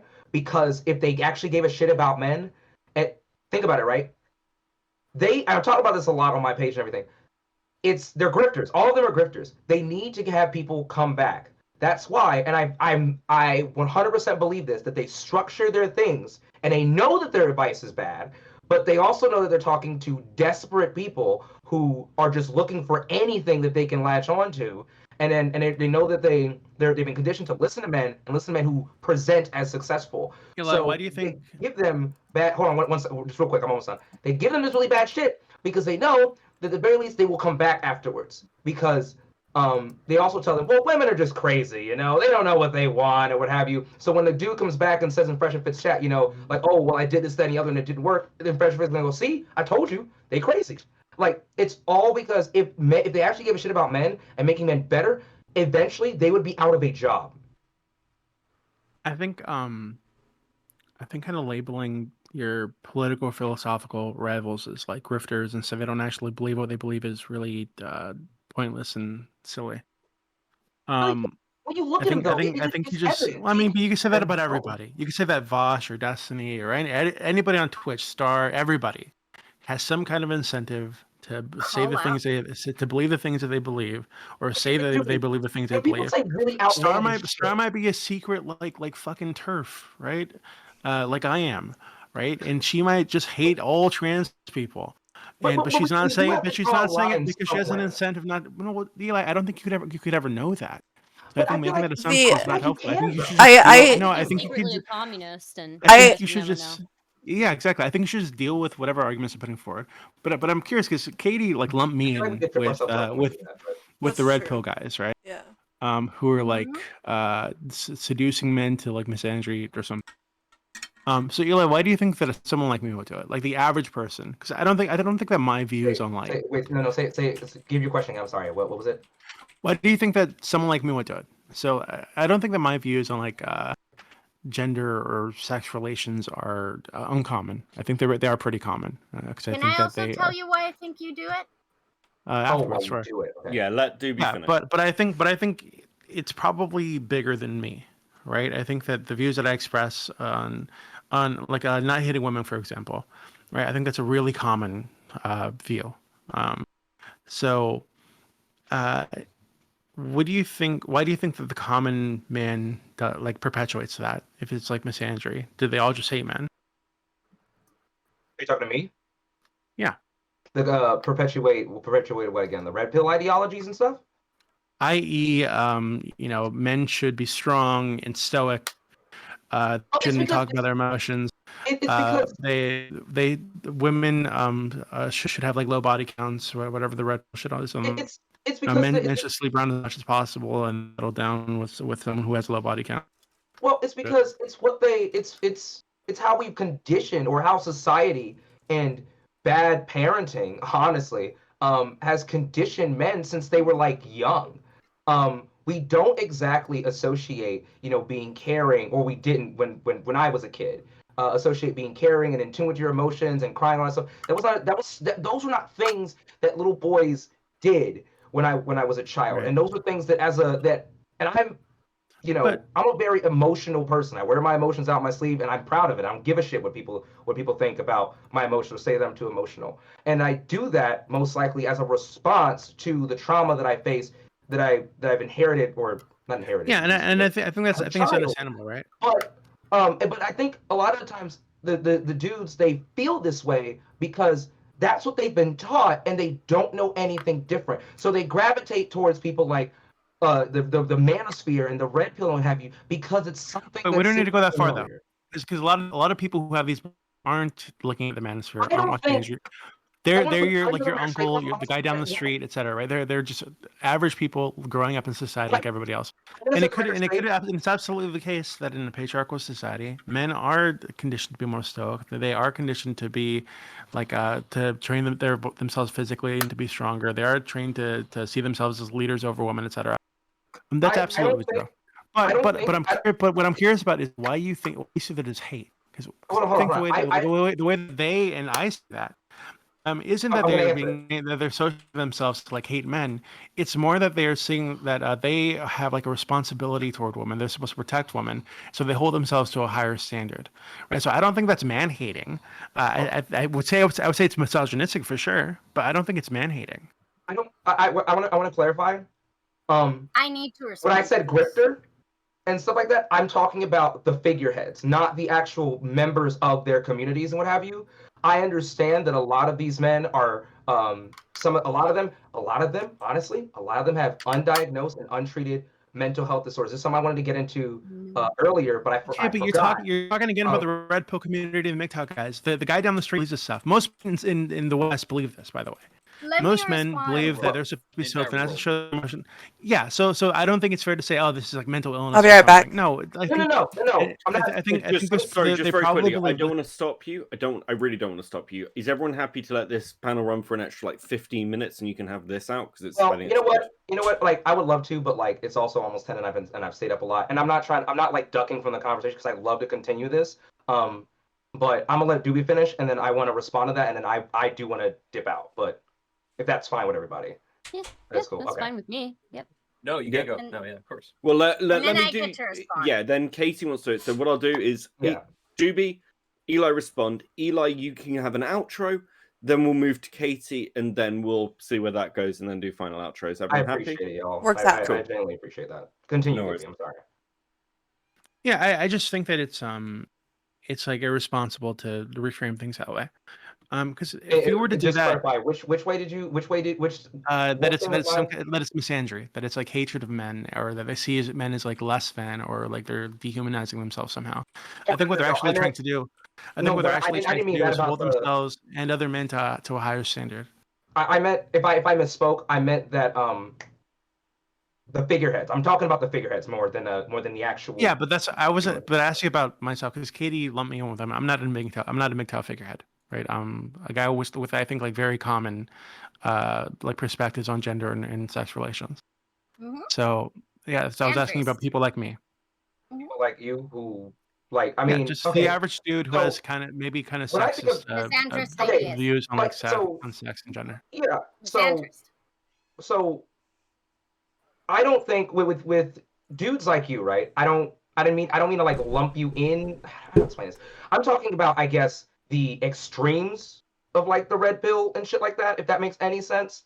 Um, but like I think I kind of answered this earlier, right? Where I said like a lot of people feel this way, or a lot of men think this way because they're taught that way, they're raised that way. I mean, we could also, you know what? That's again different topic, another conversation for another time. But I think it largely has to do with the way in which people are brought up and the way in which they're raised and the way in which they're reared. Like men who don't feel, when it comes down, I'm talking about again the deep red pill shit, like some of the like excessive shit, like whoa there. Sure. It's, Yeah, but it's a fine I also line think but it I also starts. think it's kind of weird to say that these guys are like they're saying, because if we It's can a, buy the men are conditioned to believe this kind of stuff, they were also potentially conditioned to believe this stuff, and they've just made a platform around selling to other men. So I don't think it's helpful to say that they're lying or grifters, or that they actually hate men, or they're giving men solutions they know won't work, etc. Maybe they're I just want actually to, for the genuinely trying record, to help others. to say that I can't say that I believe that though, because so many of the things that they say are just so outlandishly crazy and just But weird. It's like, huh? like what? Like one of the things I saw was some dude said, I think was it Sneeko? I don't know. Someone said that one of those types of dudes was like, well, you know, when a woman like semen stays within a woman's like uh genitals or whatever or her vagina or whatever for however long or whatever, like it's when you fuck a woman with a high body count, you're like interacting with all the semen that's in there, or something else really stupid and crazy like that. It's shit like that, like that type of shit. It's like you can't be serious, dog. Like Well, I'm I sorry. think that could just be like ignorance, right? There is a study that people on the more MGTOW side will throw around that says that when a man has sex with a woman, he leaves some of his genetics in her permanently, like some of his Yeah, DNA or that whatever. shit. That yeah. Thank you for saying it. So, Maybe I was too but much this of is a like bitch to say that. Yeah. yeah, but this again, this stuff exists out on the internet. A lot of these guys probably don't have a lot of education on this, so Never maybe it's heard just that, ignorance. dog. It doesn't need to be hatred. I've never heard You that, never dog. heard it. You've never heard it, but you're not in those First time I ever circles. heard it was on the internet. I'm not in those circles. I'm not in those circles, and I've seen Losing it. my mind. Really? Please. Yeah. So how do you Maybe, think I know about it right things now? I'm differ not in from MGTOW circles. maybe things differ from state to state. I don't know. We will I'm just get to kidding. you, Katie. Your head's gonna Katie, and then I Doobie explode. guess I'll is go after. playing him. Ugh. I'm Okay, not okay. playing him. Eli's a Talking smart to him, guy. Like I don't know why honestly. you like He's having a talk about him like that. conversation Yeah, they're having a with him. decent conversation with each other. He's tricking him. He's being tricked. He is being Fine. tricked. Save Eli. Katie, curious wow, to Miss Hash- Misandry from Katie. Hashtag No. hashtag save Eli. Misogyny. He's It's talking to somebody who misogyny. thinks that I'm I'm fake. infantilizing Eli, okay? I'm Yeah. infantilizing him. It's misogyny. It's different. Jesus Christ. You know, some of y'all tonight, I'm just kidding. Anyways, Katie, you had a response, and I am curious to hear what your response to that. Okay, Katie, give a quick response so Eli can hear it. Eli, outro so you make sure you get one. Then thank you. Yeah, do be fixated on the grifter thing, because then he can divert from the fact that he's a misandrist and he hates men and want them to be sad, which is okay. The reason why it's misandry, Doobie, is because you're actually a pretty intelligent person, and that you understand that someone can be misogynistic or have misogynistic ideas without hating women. For example, you're a misogynist and you don't hate women. You love women. You have a girlfriend. You're you love women. You love pussy, and yet you are a misogynist. So it seems that you don't have to hate someone to have really bad opinions about them, to infantilize them, to have certain ideas about them that are dehumanizing and comparing them to animals and little dogs, and like having all types of sexist prescriptions based on that. So since we understand that misogyny doesn't require the hate of women necessarily, but we call it misogyny because having certain ideas does equate in certain ways to hatefulness towards that group, it's the same with misandry. So if your ideas and your prescriptions for men are making it worse for men to exist consequentially, and then men are killing themselves and are unhappy and are living worse lives because you're a misandrist and that's your ideas, then de facto you might not hate men, you might love men, you might have a copium effect, but they are suffering because you're a misandrist. It's not that complicated. Okay. I think it is pretty complicated, because I don't think any of that made any sense. Can you explain, like, so we went over the physical differences when we like play fighting or whatever thing earlier, and I don't think that was like hold on. Yeah, we can get into it, but I'm conscious of time. Eli. Yeah, Eli's gotta get going. Yeah, so my wife got home an hour ago. Do your outro, please. Give yourself an outro, give yourself a shout out, and thank you very much. All right. Hello, my name is Naila Monti. Like I said at the beginning of this, I am the son of Tiamat. It is my goal to be the king of the monsters one day. And yeah, you can find me at twitch.tv/Naila I'm originally from TikTok, so that's why my viewer count is always so low, because I usually make a lot of my content there, and I'm still trying to like work out Twitch and make my way over here, because TikTok is like, I don't know, man. It's like up in the air. Are we gonna keep it? Is it gonna get like shot in the foot? Is it gonna get like, kneecapped? I don't know. But never put all your eggs in one basket. I am a socialist and I am a raging feminist. So yeah. Thank you for having me. This was honestly one of the best panels I've been on. Also, Gwen, one of the cornerstones of my community, wants to let you guys know that she is awesome. So telling you guys. All right. You're awesome, Gwen. I'm informing you guys of the fact. Yeah, see, there you go, Gwen. Well, thank you so much for being a part of it, Eli. I really appreciate it. Thank you so much. I really did appreciate it. Yeah, once again, twitch.tv/NileMonty, and I'm gonna go ahead and head out of here. So y'all have a good one. Yeah, Eli, it was fun talking with you again. It was very fun. Also, can we call out the misandry of like them calling out a woman like viewer and not a man viewer? Like, what is this misandry? Like, Twitch is just going rampant with this nonsense. Just outwards discrimination towards men in the most. It's disgusting. True. So yeah. True. Yeah, I think if anything, this conversation has made me more of a MGTOW. Eli. Aww. Eli, no, fuck. No, I'm kidding. I'll never become a MGTOW. Have you seen those puppet using motherfuckers? Right, Doobie. Yeah, Doobie, you struggled with the point that I made. Yeah, I struggled with understanding your rambling response. So, like, I know. clarify it for me. Be a little bit more concise. So, yeah, I'll just be very, very direct. Let me be concise. No, one second. No. You asked me to be concise. Okay, my concise response is. I need to respond. I need to answer the question.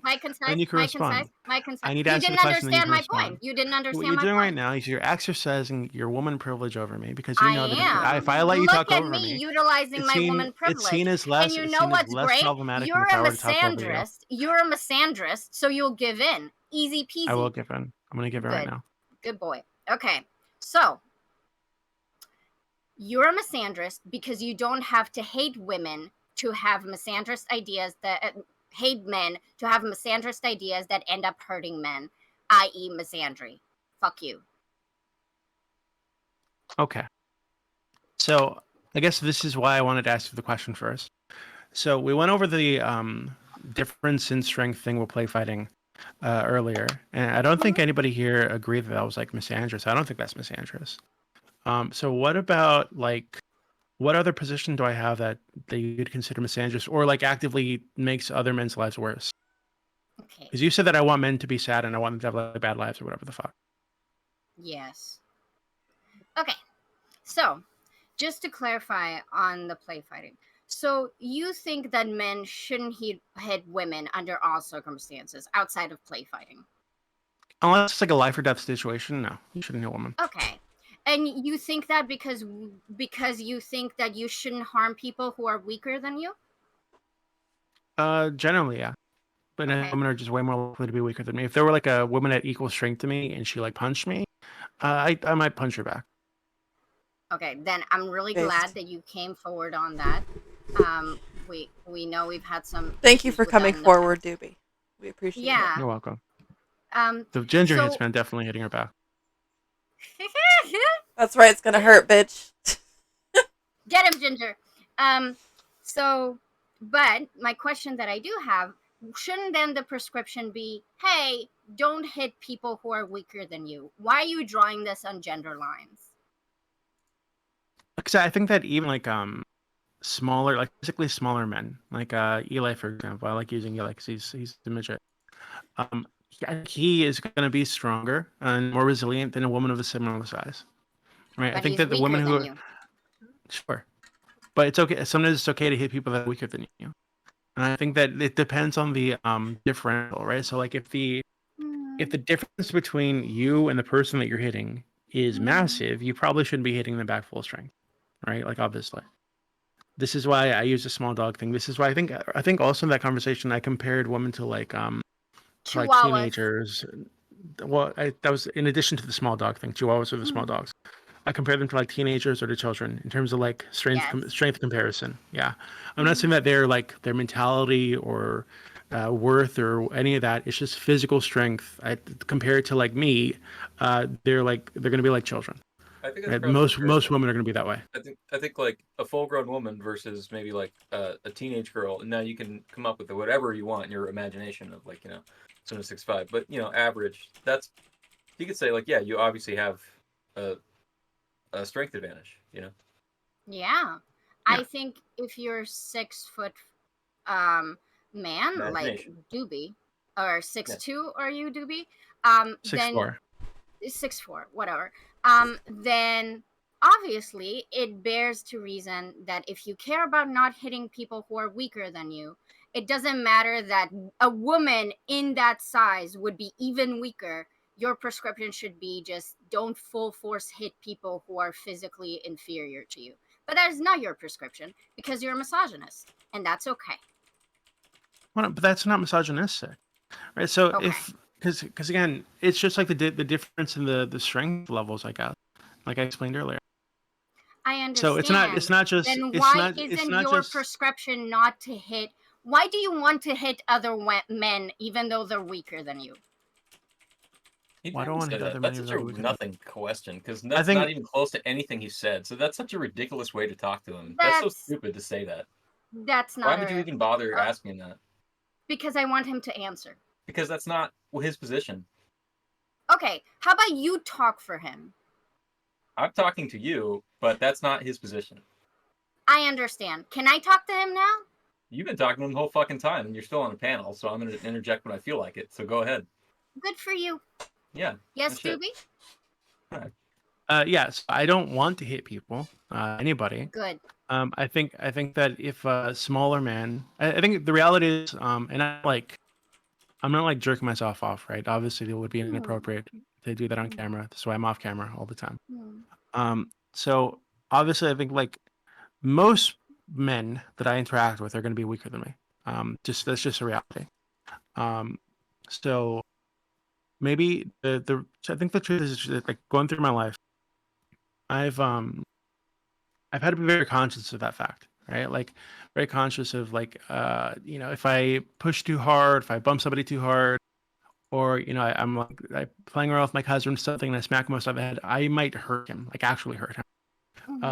And with me, like my experience has been that women are just not as generally not able to take as much as men are, even if like similar stature, similar size. So I'm much more careful with women.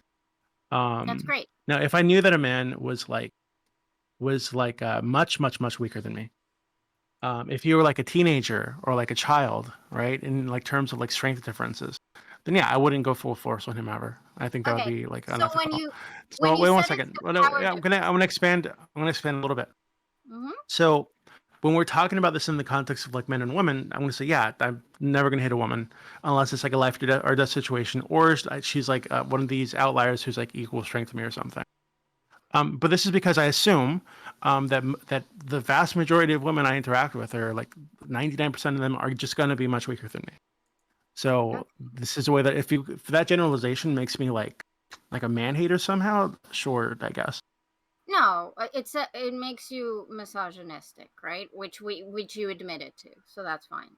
Yeah, but you extended that to like me hating men and wanting them to live like sad lives or something. So like Yes. I don't understand how that works. Okay. So you're a misogynist. We got that covered. That's good. So if you care, so when you say that the reason why you're drawing it on gender lines is not because you are trying to protect weaker people from being like disproportionately harmed. You're only trying to protect super duper incredibly weaker people from being harmed.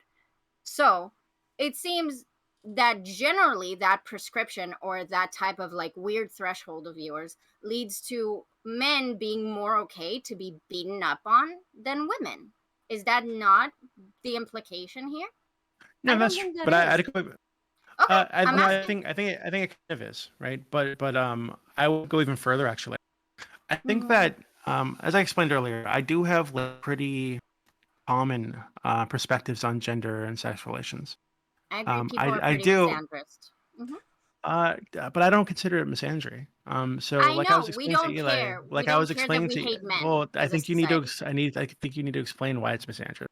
Oh. Well, as I was Hmm. explaining to Eli, when I say that men should probably try to be protectors or try to be providers or do all the traditional shit that I've been trained to believe that men should do, and I agree with at this point in my life.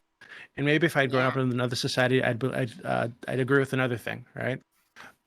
It's not because I think that men are like lesser or that women are lesser. I just think we have like different roles in society, and Hmm. generally we're going to fit into these roles because we're being raised in a society that's conditioned us to fit into those roles. And I'm I happy agree with my with role. you. So, That's good for you. but I'm not saying, one second, that all women or men need to fit in those roles, and if they don't, they're like less than. Um, Can I so I explain to don't. you why it's Sure. misandry? Shut up, Katie. Lay off the coke. The fiend. She's a fiend. She drinks it straight from the bottle. Okay. While Katie's taking a swig of Coke. No. It's No. You misandry. can still talk. You guys have 10 minutes, and then we are doing outros, okay? Yes. You can carry on afterwards, but then 10 minutes outros, and I'm closing the panel down, and you guys can do whatever, okay? Okay. Katie, Okay. go. Doobie, the reason why I call it misandry is not because you hate men. Men and society has done a very good job at convincing men that they should be happy with the roles. That's why men are resisting changing the patriarchy because they have bought into roles that are making them miserable. The reason why I call it misandry, however, because you might say, oh no, I'm happy with my role. I'm just fulfilling a role and it makes me happy. That's good for you. However, these concepts of men need to be protectors. So, like, men need to protect women. So we draft them and they go to be fodder in war because men have to protect women and children. So, men's bodies and lives are less worthwhile. Like Ellie said, if you know who Ellie is, like, yes, my man should protect me in all costs. Like, you would probably say that you should protect your girlfriend. I don't know why your physical safety is less important than another human being. I don't care that they're a woman, but you seem to be fine with that. I think that's pretty dismissive and dehumanizing to men, since they and their safety is not less important than women's safety. Everyone's safety as humans is important. And the fact that you are happy with a role that continues to dehumanize you, to not care about your physical and mental well-being, is the way that we are all misandrist. We don't care about men. We just don't as a society. And that's bad. That's misandrist. We should stop not caring about men. That's Yeah, my point. see, this is my disagreement though. So I don't see it's not caring about men. I think that I think that you're taking a massive leap there.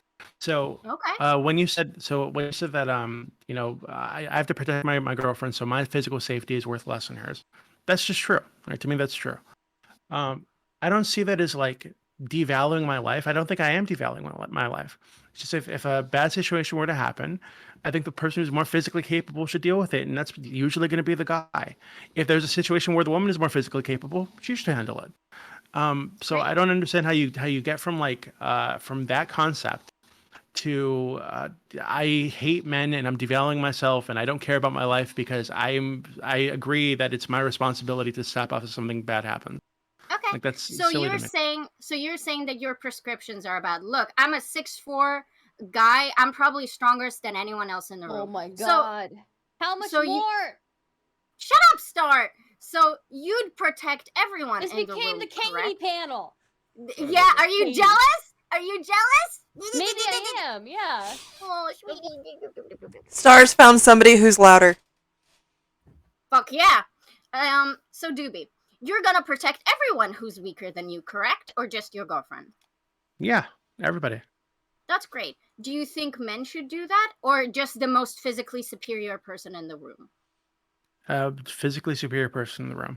I Then- am if there's having a situation- flashbacks to a previous panel. We have had this exact fucking discussion. Yeah, we got here before. We were here before. Yeah. We got him before. Yeah, so I don't know how you got back to I like devalue men and I don't care about their lives. Like I don't know how you get there from the position I just laid out. I guess it's because when you make prescriptions, you use shorthands like men should do this and like men should be okay with this and women are less this and that. And what you actually mean is, I think the person who is more physically capable should do something, and you use it as like a shorthand, which is fine. It's just not the same prescription, especially if you understand that society has certain biases that lead them to different conclusions than the benevolent causes that So, you're talking about. Is all. Ginger, can I interject here?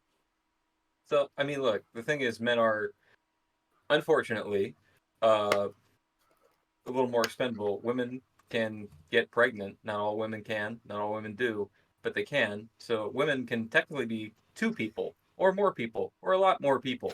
And so, men, protect them. That's it. That's the function. See, Doobie? That's like it. That's the truth. Like, Yes, it's not men are more complicated. expendable, is Misandry. But Hold on, Doobie, I'm I- saying it's not it's expendable. reality. It's the fucking truth. Wait, But but it's That's not. okay. It's not even That's like really I don't think. Misandry. I don't see it as like expendable. Like I mentioned earlier, there are roles, right? Like so, one of the roles historically for men has been to like be the protector guy, right? So when there's an enemy coming and like invading, men are going to be the ones who are going to go out and try to fight that enemy, right? Not because they see themselves as less important, but because they see women as like less physically capable generally. So it's Doobie, their that's not what he responsibility. said. That's not what I said, but that is true too. That's part of it. Okay. What about what you did say? Can we address how said that's that- misandrist? It's not Misandrous. Well, okay, point Yeah, out to him. maybe I missed it. Can you like repeat what you said? Because I was I said reading chat of. I said that women can get pregnant, and in some instances are pregnant, and Oh, so I women see. are actually two people, or two could be more people, and they are weaker physically, and they need protection, and men are more aggressive. And we You said understand all these men's things. lives are more expendable. It's true. So that is Not another. inherently because we're worth less people, but like because we're not expendable. Didn't say you say the word expendable. You insert that, and then that's what you put on to other No, people, and then you you fight against literally yourself. said that. No, I repeated Can what I- you said, but I don't think men's are expendable. I don't think our lives are. That's Yeah, so I dumb. think You want to I think argue against Brento's that, but that's no one's making that argument except you. I think Okay. Brent is right in the context of the kind of thing that I just laid out, right? So like historically, you need women to have a population or to produce a population. So men were the ones men were seen as more expendable. I don't think that's the case today. But in a survival situation, if you had one woman in a group and 10 guys, that the guys are going to be less important in that context. Not as in like their lives are like not valuable at all, but it's more important to keep the woman alive than it is to keep one of the guys alive, because she's the way that you're going to like perpetuate your society. These are all great technicalities. They don't really engage with my point, though, which is okay because you can't engage with my point, which is fine. Wait, you're just repeating yourself. I think- You're yeah, saying not even that have a point. you're saying that understanding that like requiring a woman to exist to perpetuate your society means that we're No. devaluing men, or we're dehumanizing men, or we don't care No. about men, or we want Why men to are be we sad or okay? unhappy. Why are we okay with men needing to physically sacrifice themselves for women and children? Today, I don't think people mostly are, right? I think most men are going to see themselves as like they're responsible because they're generally going to be more physically capable. Historically, there'd be a different context, right? You're going to be like, yeah, men and women are more important. So it's because about being they can physically produce a population. responsible. So Yeah, is I that don't think why it's the case when I that today. usually... Mhm. I don't think We're it's the not case that okay with today it. people are okay with men throwing their lives away for women. We're not Okay, okay that's with good. it. That's We good. recognize it as bad. We recognize it's a bad thing. That's great. Why does So why does the responsibility fall to men? Is your question, and his answer is that men are more capable of dealing with it. yeah. So Right. maybe you guys are not actual misandrists, but I've had a few conversations on Twitch, and it seems like the people that I've spoken to are completely fine with men aggressing against other men as long as the man is not a woman, even though one of them is physically superior. So it doesn't sound the issue is actually preventing violence and being physically responsible. It sounds like men are just fine beating up other men without worrying about the power differential. I don't know I anyone don't. who's I ever don't okay think with that's anyone true. attacking people. I think No one I maybe. know is like that. Well, that's I've met people like that, right? Who would say Mhm. that or whatever. That's I've met true. people who actually believe that. But most people who say that kind of stuff, in my experience, have never had like an actual like physical violence interaction, right? They've never had like real fight. Because I've had lots of fights, and I've hurt a guy before in a fight, like really badly. Um, not and I shouldn't have, right? I was just angry. I knew that he was less capable than me, but he pissed me off, so I hit him harder than I should have, and he got really hurt. Yeah, So but you wouldn't do that to a woman. no. Yeah. But who Okay. knows? You know, if I got as angry at a woman as I was at that guy in that situation, and she was like attacking me the way that he was, maybe it could happen. I'm not like perfect, but Good. Then I'd I be take less it likely back. to. You're not a misandrist. Wow. Okay. And on that bombshell, thank you all very much. We're going to do outros. That's a kind of a resolution. That's Yes, great. that's I'm gonna go that way around my screen, if that's all right. So, Brento Box, can you give us an outro and a shout out, please? I don't need an outro, but thank you for having me on, Ginger. Yeah, It was fun. thank you It so was much fun for being talking to here. you. I really appreciate it. And fun. I didn't talk to you much, Star, but we were all here together. It was fun. Yeah. Doobie, good seeing you. And Beckett, hey, what's up, man? Yeah, of Good course, talking. it's fun. Hey, buddy. Thanks to you. Yeah, and Chat, of course. Chat, the star of the show. Everyone's Chat. For star. Ginger, next, please. I am Ginger Remuth. You can find me at gingerremuth.tv/gingerremuth. I did that wrong because I'm tired. But fuck, you can find me on Twitch. Thank you guys so much for being on my very first panel. I didn't think that it would go like this. It went really well, actually, comparatively. Everybody showed up except one person, and the host had an issue, and we were able to get a really, really good impromptu host. So this was fantastic. Thank you guys so much. Oh, thanks. Well, happy to help. Yeah, and I'd be happy to mod again if you want to do another panel. Yeah. Need a moderator. It's easy modding your panels. Doobie. I'm Doobie. I hope the politics server on Discord, discord.gg/politics. It is the best and biggest politics server on the Discord platform. It's a great time. Lots of sex there. Lots of e-girls for you to manipulate and get news from. It's a good time all around. Based. Katie. Yeah, I'm Katie. My thing on Twitch is DATKATEE. I apologize to my fellow sisters on the panel. Ginger, I'm sorry for hijacking your panel. I know this is exactly what you planned, but I was like, I saw the prompt and I knew something had to be done, so I apologize. Oh, I love it. Thank you.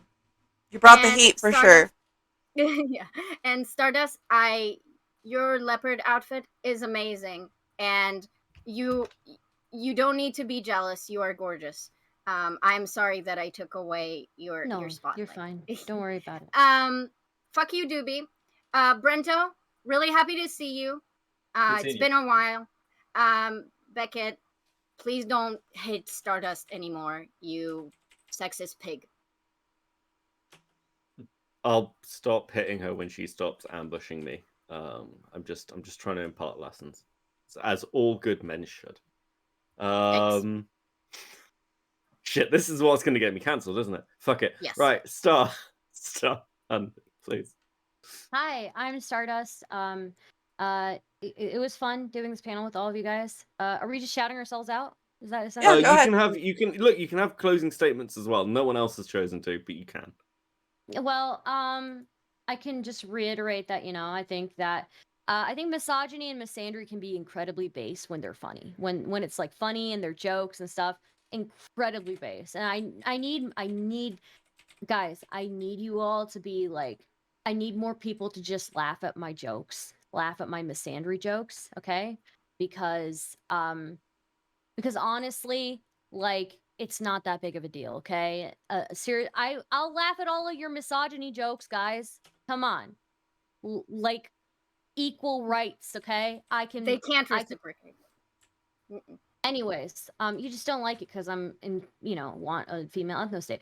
But yeah, I'm Stardust. You can find me youtube.com/Stardust streams, twitch.tv/Stardust. Or you can find all of my links at links.fromstardust.net. Do you know what I just realized, Stardust? If we had an ethno state for women, that would make the one man in that group more less expendable than all of those women, because he would be the one man that we need for the survival. So it's like the inverse. It's perfect. Yeah, you'd have like breeding studs, like attached to like milking machines for their semen. Yeah, Yes. we would Shoot milk aboard all the male we would babies. milk the cum. Yeah. Oh my god. God, why did I say that? Good They God, way what is the way wrong they with me? deserve. Beckett, what have you Because they're turned not her like into? little machines. You keep them. You keep all the men in camps, milk them 24/7. When they're dried up, you Yes. get a good sock out of them. You get them. But out of machines, like they do cows. Like no Exactly. woman touches that. Yeah, exactly. That's fine. You're like, I just want to thank everybody for stopping by my panel for the first time ever. That was so amazing. Thank you guys so much. If you're watching, please follow. If you haven't subbed, please consider giving me sub or gifting or whatever. Without further ado, I'm going to turn this back on. Inviting me. Yeah. Very last minute, I know, but yeah, definitely last minute. I was like, I don't know what to do. I was like, I guess I'll host it. But I was hoping to like be able to say some things, so I was like, I don't feel like being the host and doing that. So, but I very much appreciate you being here on such short notice, especially since Queen Alexa had to die. I mean, ditch. Not die. She didn't die. I'm Ginger. She her had power, to die. What did you her do? power died. Her power died. Becca, you did really good. Like base misogyny right now. We're glad Alexa didn't come, so you'd be our moderator instead. So like, fuck Queen Alexa. I'm sorry, Queen Alexa. I didn't mean to kill you all. We're sorry you died, Alexa. Well, look, I'm glad I've redeemed myself from the last time I fucking modded anything and it was a complete shit show. So that's always nice. I have to dash, unfortunately. Yeah. Thank you so much. You know, Beckett of Crabs, if you've enjoyed any of this, all you need to do is follow me on Twitter. I'm on loads of other platforms like Kick, Twitch, YouTube, everything else. But please follow me on Twitter because that's the only thing that actually matters to me. Right, cool. Oh, I did that wrong. Good night, all. Thanks very much. Okay, That's bye-bye. very much. Ginger, are you wrapping up? I can keep it going if you want. I just feel like I know Doobie was gonna bounce, but yeah, if you guys want to keep it going, go ahead. Yeah, because I was just I think like, I gotta get going, but it was fun hanging with you guys. Thank you so much for having me. Ginger, great job putting Thank together you. a panel. Yeah, it was fun. I appreciate you being here. Yeah, and I have to invite you guys on some panels soon too. Hell so. yeah, thanks. Yeah. All right, have a good night, sweetheart. Bye. Bye. So, Brenta, I don't know if you're staying, but Ginger, I was going to I'm here. offer that if you want, now that Doobie is gone and now when it's just me and Brento, like I could engage more good faith wise, or like I could do more what you were aiming for. I just like, I found the prompt. I don't know if you wrote the prompt, but I just found it really, like, you know, my feminazi inside me was like cringing really hard, and then I had to go and like try to flip the narrative. But if you want, I can try to like engage in the conversation that I feel like you were going for right now after I made my points. So if you're still down for that, like I'm open for that, you know, Yeah, if I you want mean, to. I love the way that it went. I think it's hilarious. But no, I do feel that there are things that are allowed to be said against men that aren't allowed to be said against women in society. Like, yeah, a certain group does say it, and they're gonna say it no matter what. But it's like, I mean, even men will jump to the defense of, you know, calling a woman fat over calling a man fat, and it's like we do kind of like pick apart what we want out of men, and we don't allow them to do the same. Um, and a I lot. will engage with this. I just have to go pee first. No, I'm go dying. ahead. I'm so Go ahead, sorry. sweetheart. Thank you, Death by Chip. That's I true. appreciate it. Speaking of what you just said, though, you know, I think men and women, we place different value on different aspects. Let's just say aspects. You know, not that men don't care about how they look; they do. But you know, it's not um, it's not exactly the same. Yeah, I know you know that. That's not a great answer, but it's not the same importance, Right. perhaps. Yeah. I think it like I think it kind of boils down to like a little more important though than what like people allow for, because it's like we we just allow for so much when like women say certain things, but we don't allow for the similar things for men to say. Like, you know, That's true. women can easily say fuck men, and everybody's like, hell yeah, you know. But it's like you say fuck women, and you're like, well, why? Why are we fucking women? What did we do? You know, it's like, Yeah. you know, No, and right. I know. you know, I understand. You know, it's just Yeah. it's frustrating to a point, but it's like doesn't. I mean, obviously, I have no stake in the game because I'm not a man. You know, but it's like I You got can to see stake in the how game. I can see how it would be frustrating for them, where it's just like, Yeah. well, what the fuck? The double standard is real here. It is double standard. It That's true. is. And I think everyone recognizes double standards. And I think double standards, like, you know, it's like you should treat people fairly. You should treat people the way you want to be treated. And when someone treats someone else unfairly, and you go, oh, that's okay because it's fucking you or you're that people. And it's like, yeah, everyone knows it's bullshit, you know. And Yeah. you could say like people will be like, you know, Lab. I guess I don't know. I don't really know her or I've seen too much of her. But they say like, oh, we're gonna put all the men in camps. It's kind of like that's a joke because men wouldn't let that happen because Right. they'd fight back or something, you know. So everyone kind of knows it's not gonna occur. Whereas if you know men do put women in camps and make them walk around in hoods and stuff, that happens. And Hmm. so in that sense, it's like okay, you know, Yeah, it's it's not as take it a equal. little more seriously, Yeah, right? it's not Yeah. as equal So for sure. yeah. Yeah, I'm gonna try like a slightly different approach than what I went on the panel. So don't take it as a rejection to everything I said, just like a different lens of analysis. Right. So I think racism, misogyny, like a lot of the isms and a lot of the like ease, um, I think it's a lot more vibe checky than we're willing to admit. So you can say something and it being a racist thing to say. However, that doesn't make that someone a racist. But for example, you can say a bunch of stuff that aren't explicitly racist, but if you know enough about the person and their exterior opinions, kind of like what Nick Fuentes can do, or other types of like white nationalists are really good at it, they'll say a bunch of stuff, and if you're there listening for it, you're hearing all the dog whistles, but they'll never say something explicit if they don't feel comfortable. And that's Right. what I mean with a vibe check. So the reason why, for example, I'm not as like phased with people making like ironic misandrous jokes, why I do a lot of like generalizations of men, and like I we're on Twitch. I have a mostly predominantly male audience, and they do get triggered by it because they're fragile, mostly white men. That's fine. They're going to feel attacked. That's okay. However, I think a lot of them tolerate that ego push because they have watched enough of me to understand that they know that I care, and that it's not necessarily a joke, but I think they tolerate that because they understand it comes out of like either a point that I'm trying to make and I'm generalizing because I trust them to get it, that I'm not hateful, Okay. or that I'm talking out of frustration. Is that the best way to engage in all times?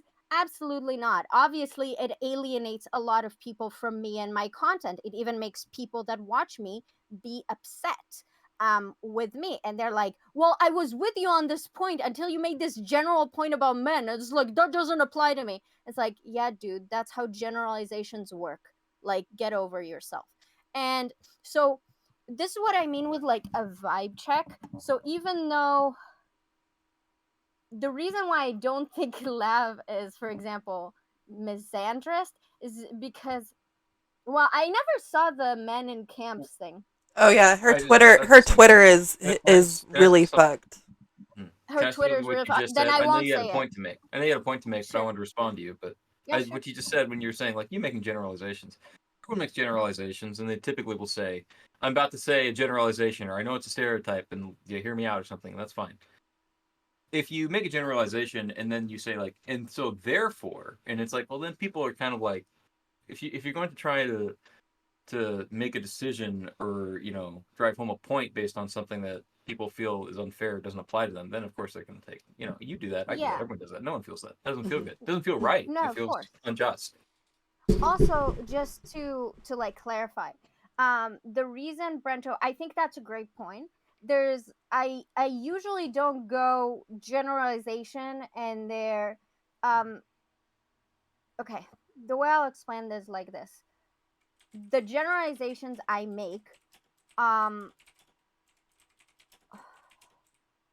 okay, the misandrist joking stuff are from anecdotal experiences of mine, and that's just something my audience tolerates. That's just me venting about shitty dudes that I met. Obviously, I don't think all dudes are the same way, and I think generally my audience understands that. When I make generalizations like men are socialized for X, Y, and Z, that's a generalization, and obviously someone who can't relate to that experience wouldn't be able to click with that, but there are general outlines.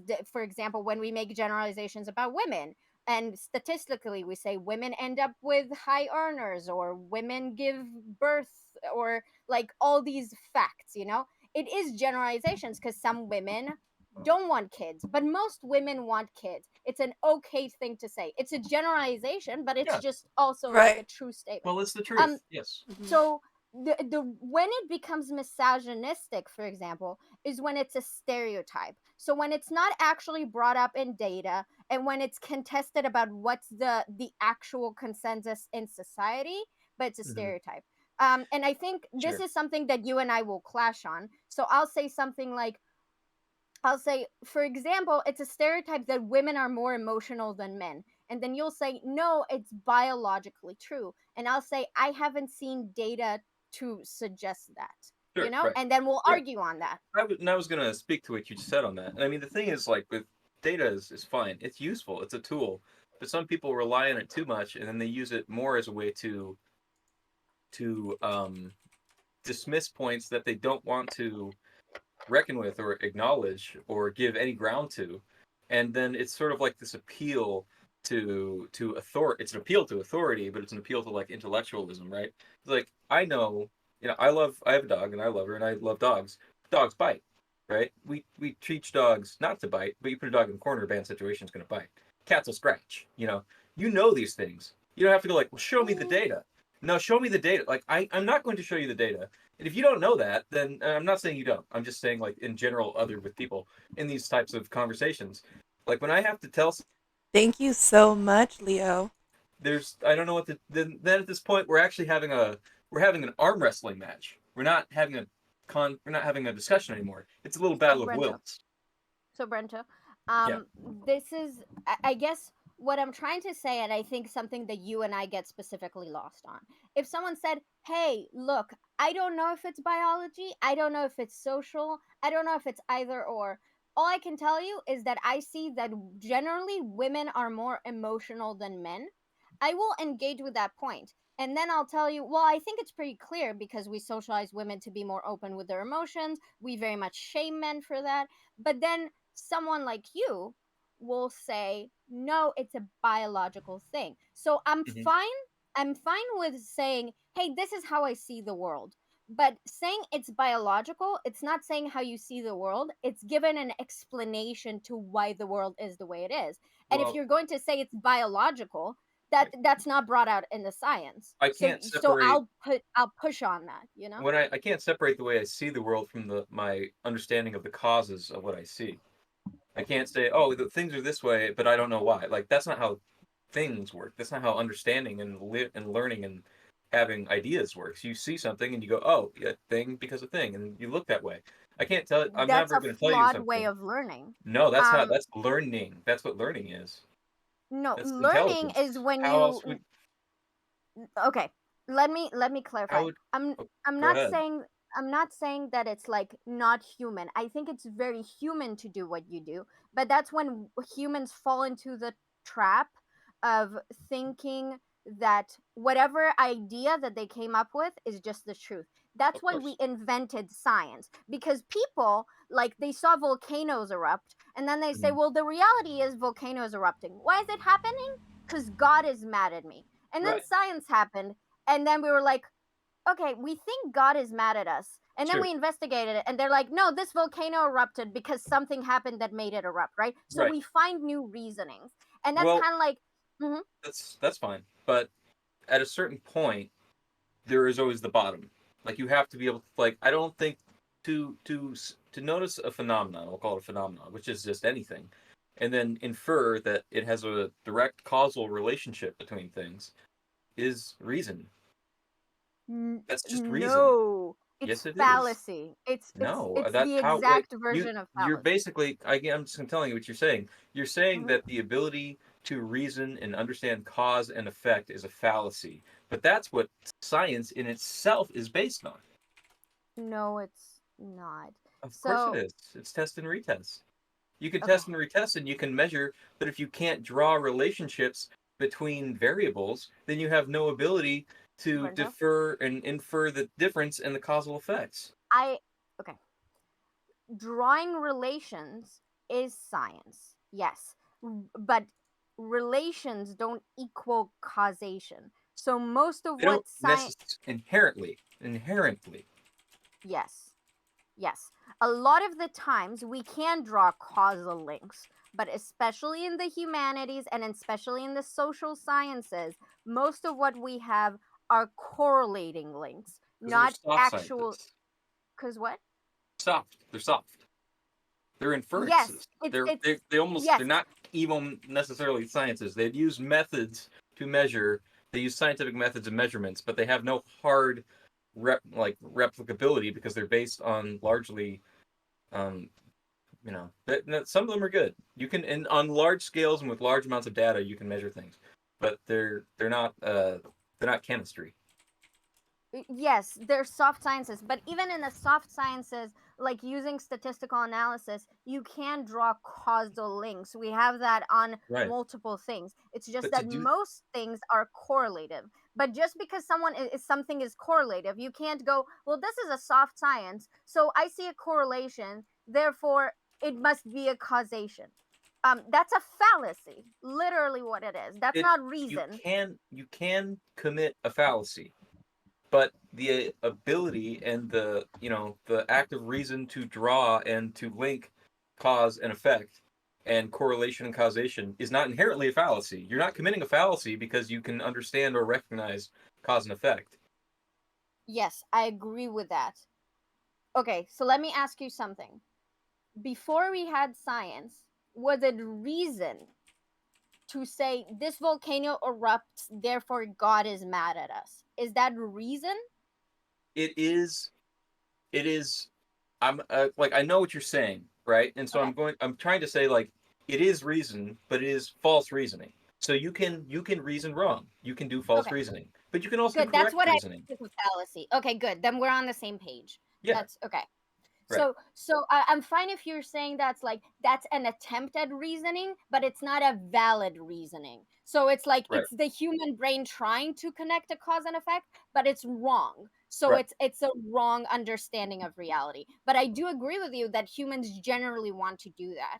A lot of my pushback online is when people make certain they make certain descriptives, and I'm like, this does not have the backing that you think it does.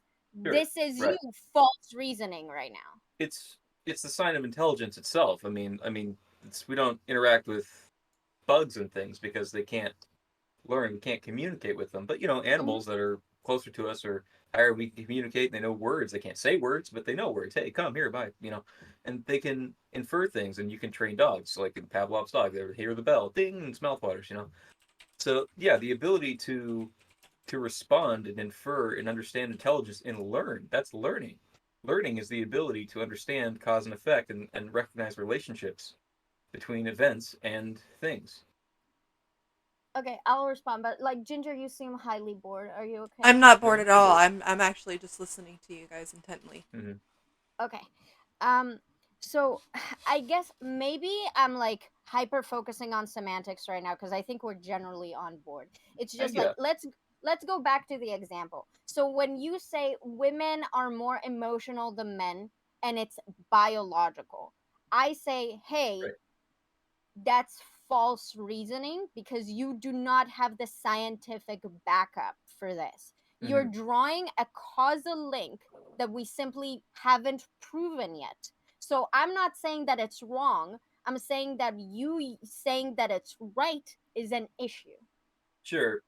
I guess, and I know that, but I understand that you feel that way, right? And I mean, that's where we draw differences in my life and your life and with each other of what we look to and what we understand and where we rely on for understanding the world, right? Like, I don't need um, scientific studies. I need scientific studies for some things, but not for everything. And for that, you feel like you need science to tell you that.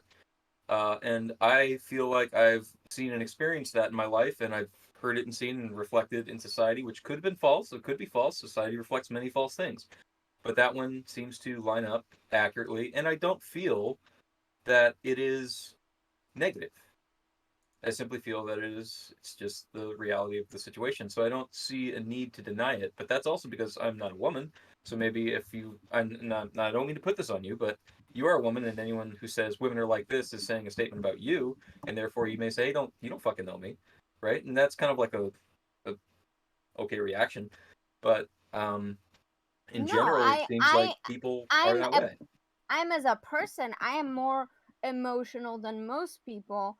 I Hmm. don't know. That probably has to do with my biology as well. Certain factors that have led to certain interactions with my upbringing. Sure. However, um, to then say, okay, what I'm basically saying is, and I like you, so don't take this in a weird way. Is like Okay. what you said right now, kind of like Oh, you sounds did. when You pissed me off, but I like you. yeah, I know. We're good. Um, like what you said right now is basically Andrew Tate going to talk to Hassan, and Mhm. like Andrew Tate saying, "Hey, statistics say that women are better drivers, but like in my experience, all women drivers suck. So I don't need the statistics." It's basically science rejection. Um, Wait. and to He be sounds fair, like and he's to saying wait, statistics wait, say wait, it. wait, and to be Sorry, fair, not disagreeing. Fair fun. this isn't completely analogous because there's data disproving what Andrew Tate was saying. The problem is when you're saying it's biological, Hmm. you are doing an appeal to science. Biology is a scientific hard science. Sure. Well, yes, fairly. It is. It's true.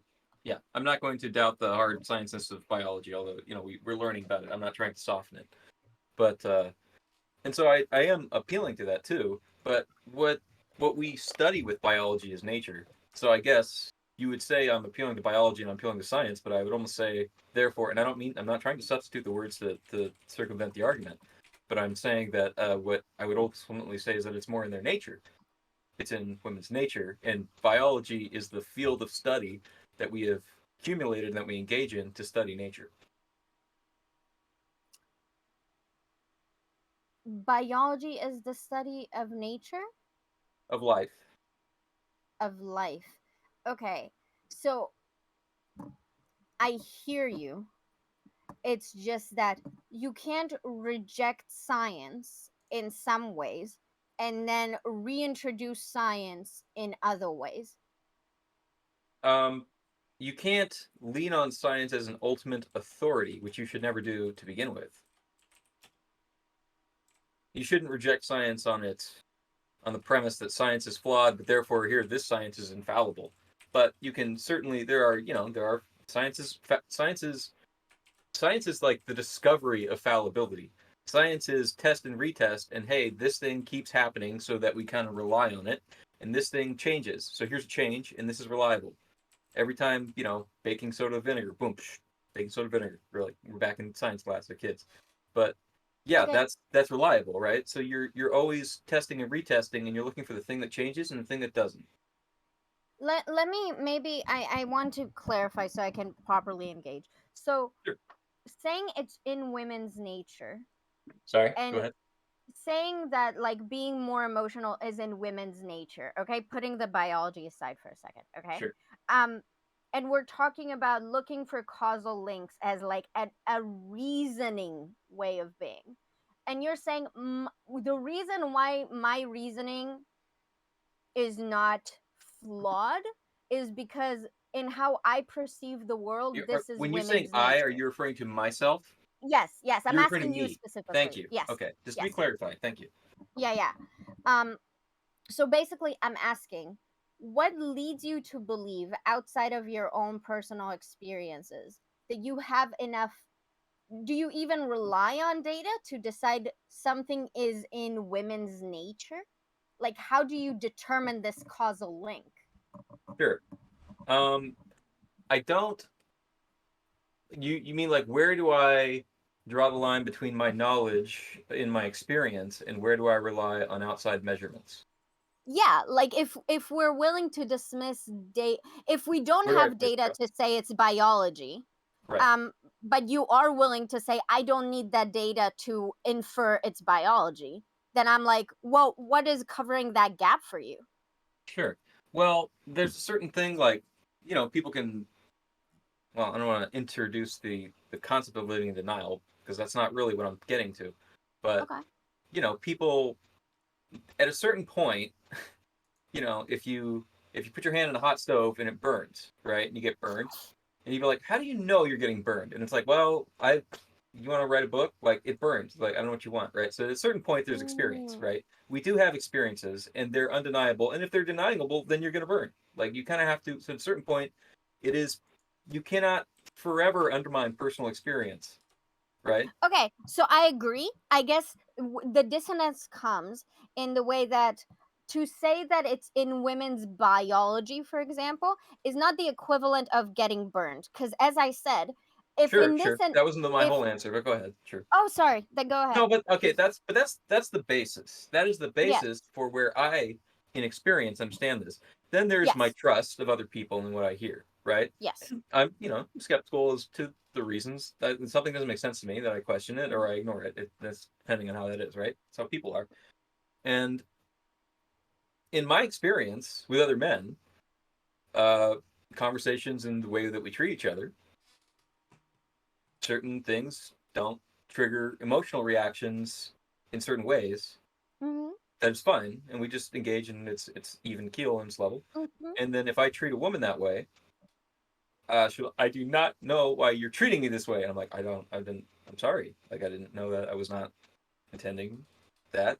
That's just that, and that's a negative response. That's a negative response when I make her feel bad, right? But I also feel, Is it possible that when you say it's in biology or in their nature, you are like fusing the concept of like genetics and socialization into the concept of nature?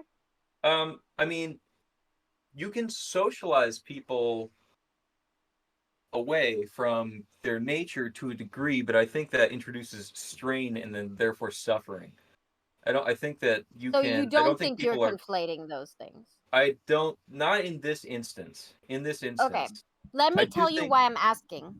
Sure. Because if you're saying it's in women's biology and quote unquote nature to be more emotional, and then you're giving me the example that you gave, I can make a super easy rebuttal and just say women grew up under the patriarchy, they are socialized to be more expressive with their emotions while men are not, therefore they might be more sensitive. So the reality that you're seeing, I'm not saying that the woman that you encountered isn't more sensitive than what you're used to. Of course. That just doesn't mean that You're it's her attributing it. genetics. You're attributing it to a separate cause, perhaps. Exactly. Yes. Right. Yeah. And I don't think. And see, I think they say nature versus nurture. And that's society versus nature, but they're inseparable ultimately because because our nature which is creates why societies. which is why I asked if you're treating them as Conflating kind of them. like related. Right. But I do feel I think, and I've a lot of disagreements started with this, and maybe we're having one right now. I'm not sure on this, but I think a lot of people try to compartmentalize things that I do recognize as a point of nature into society, and they feel like society is malleable, and therefore they're taking something that I do think exists and they're trying to place it into a box, and then therefore placing it into a box or just an idea, a concept of society, and then saying it's within this realm and it's being shaped this way. But I do think it actually has an origin in nature, which is what we are, which is not something that we created. It created us. We're nature. Like, we didn't make the trees, and we didn't make ourselves. So maybe I'll clarify this for you in terms of how I engage with things, and maybe that would help. The reason why I don't like the concept of saying something is biology is because for most things we haven't proven that it's biology. I do agree. Sure. I do agree that it doesn't really matter to a large extent. The way that I think about it is like I'm thinking about how to construct society, okay? I'm thinking about how to construct society. Let's say men are biologically more violent, purely biologically, 100% biologically more violent. The only way that I can then engage with that in a meaningful way, because I'm not going to do eugenics, right? And I'm not going to genocide men, right?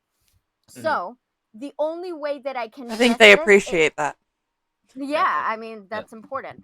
I need to clarify. I'm listening. So, I'm gonna get water. I'm listening. sure. Go ahead. So, it seems that even if things were 100% biological, which for most things we don't actually have data for, but let's just say for the sake of the argument, it is true, then our only way to address it as a society, to form a functioning society, is to address it socially. To say, okay, men are 100% biologically more violent. This is how we address it societally. And potentially, our prescription is maybe you're biologically more violent, but you're going to get hit just as hard whenever you transgress. This That's is right. just an That is unfairness the of the answer. world. Yes. I agree. So let's say men are just biologically more violent. We agreed as a society that men, in that case, just have it fucking harder. Because as a society, we're not going to stand for that shit. We don't care if you're biologically more inclined, That's right? fucking true. Yeah, that's absolutely Yeah. right.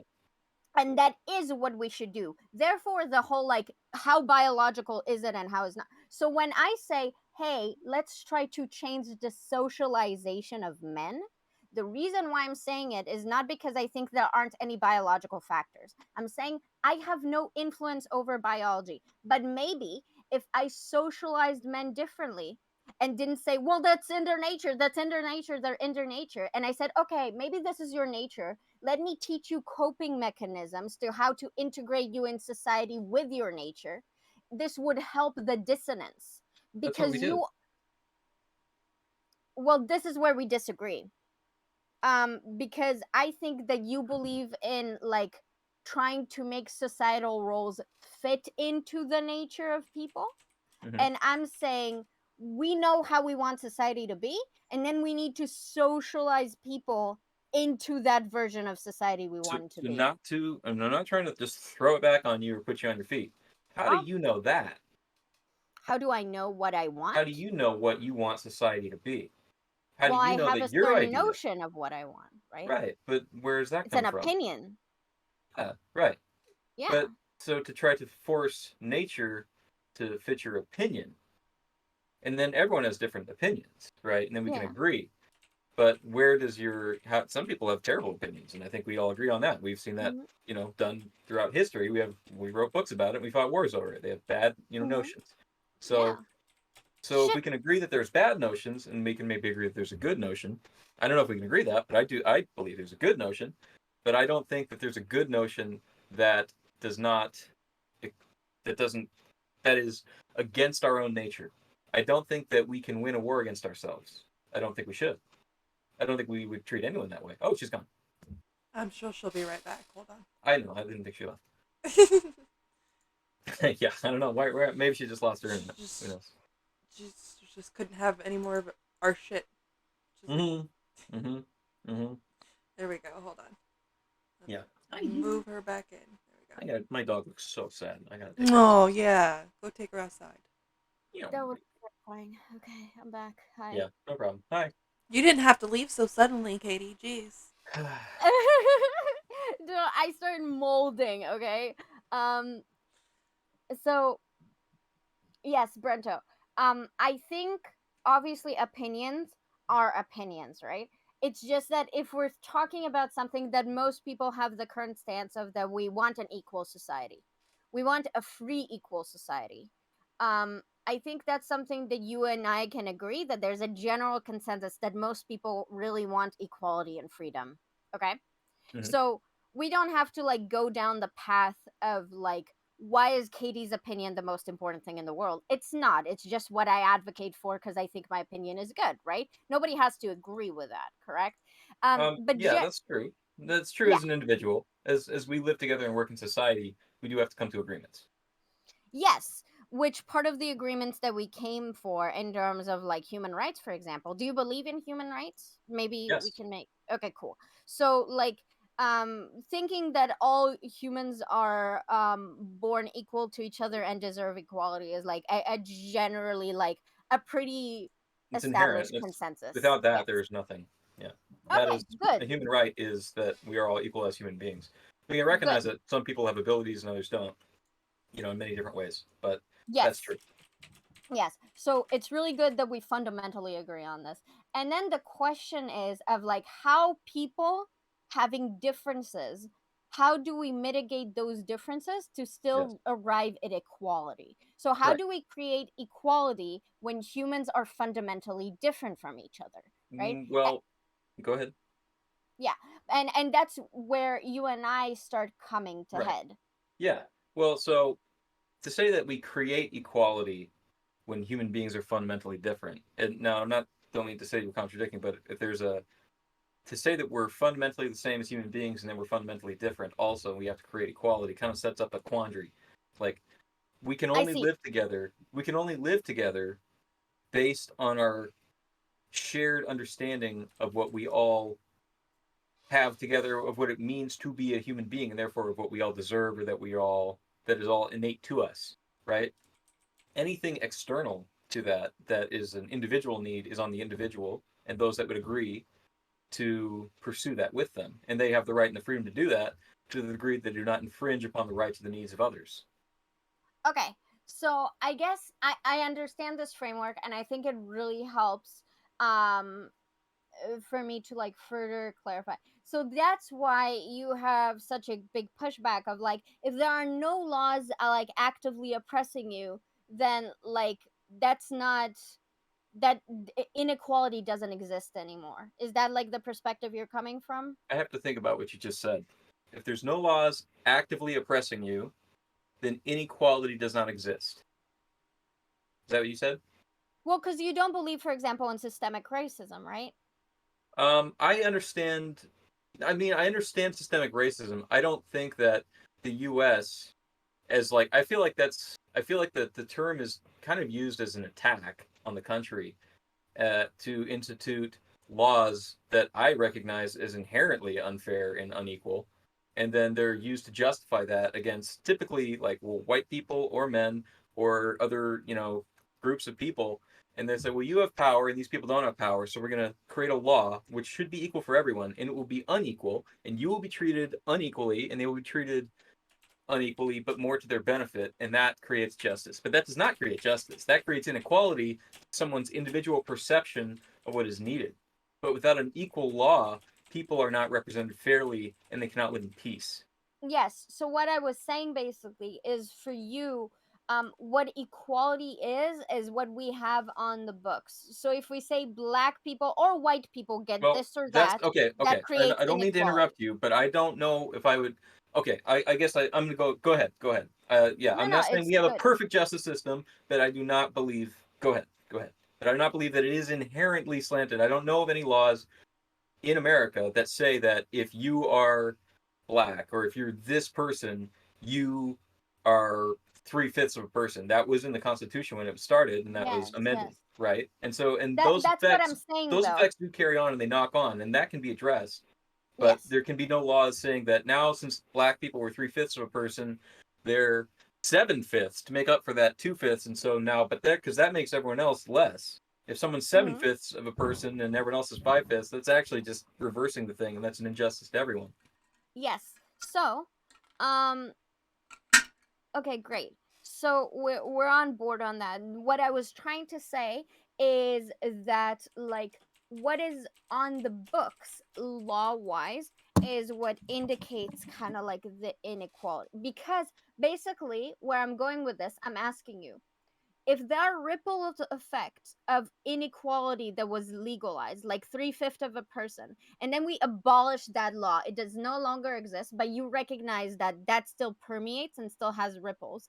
How do we address those ripples if we cannot make any legislation to address it? How do we societally address it? Is it Oh, possible? yes, we as Okay. people in our relationships with each other, as we understand each other and get to know, but live together, we address Mhm. these things within ourselves Okay, so and to that's each not other. societally, that's That that individually. is that is society. That is societally. That is just not government. Okay. Then let me ask you this. Um, if, for example, something like slavery caused it so black people generally have less money, Right. how do we, can we address that? Yes. Oh, okay, wait. Is that inequality? Can we address it? And how do we address it if we can't make laws about it? It is inequality. We Okay, can address it, and okay. you address it individually as people in communities living together, coming to know each other, taking care of each other, and taking conscious steps to counteract those things and fix the damage done where it is. If the damage is less like lack of money, how Yes, do you address that except for replenishing that money? you can replenish the money and you can give reparations. You're pro reparations? I am. Since when? Since uh uh I I am. I have been for a while. I Yeah. Based. But I would never let the government tell me that I have to give it. So you want everyone to come to that conclusion together and then we can Correct. give it. You Okay. have to recognize the need for it and then you have to make the choice and do it yourself.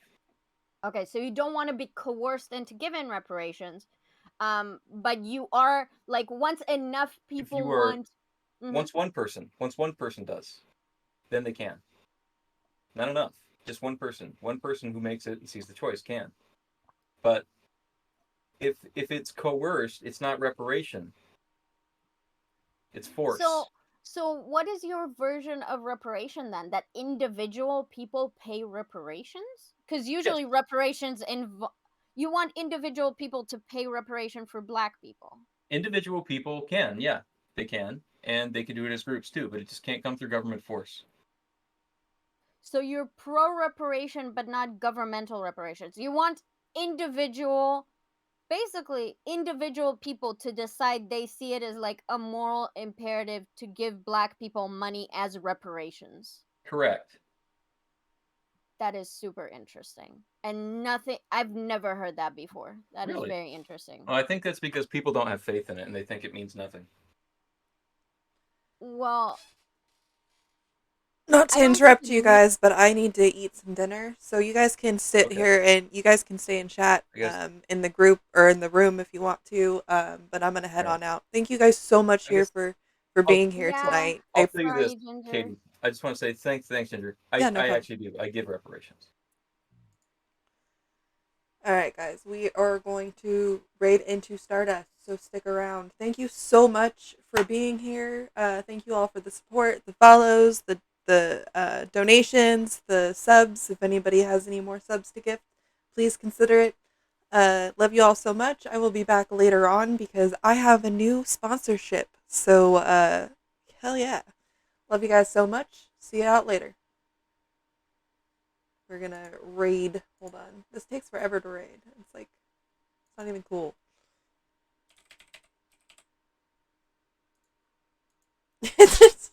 Later, all. Thank you guys so much. Stick around for the Stardust raid so I don't look silly.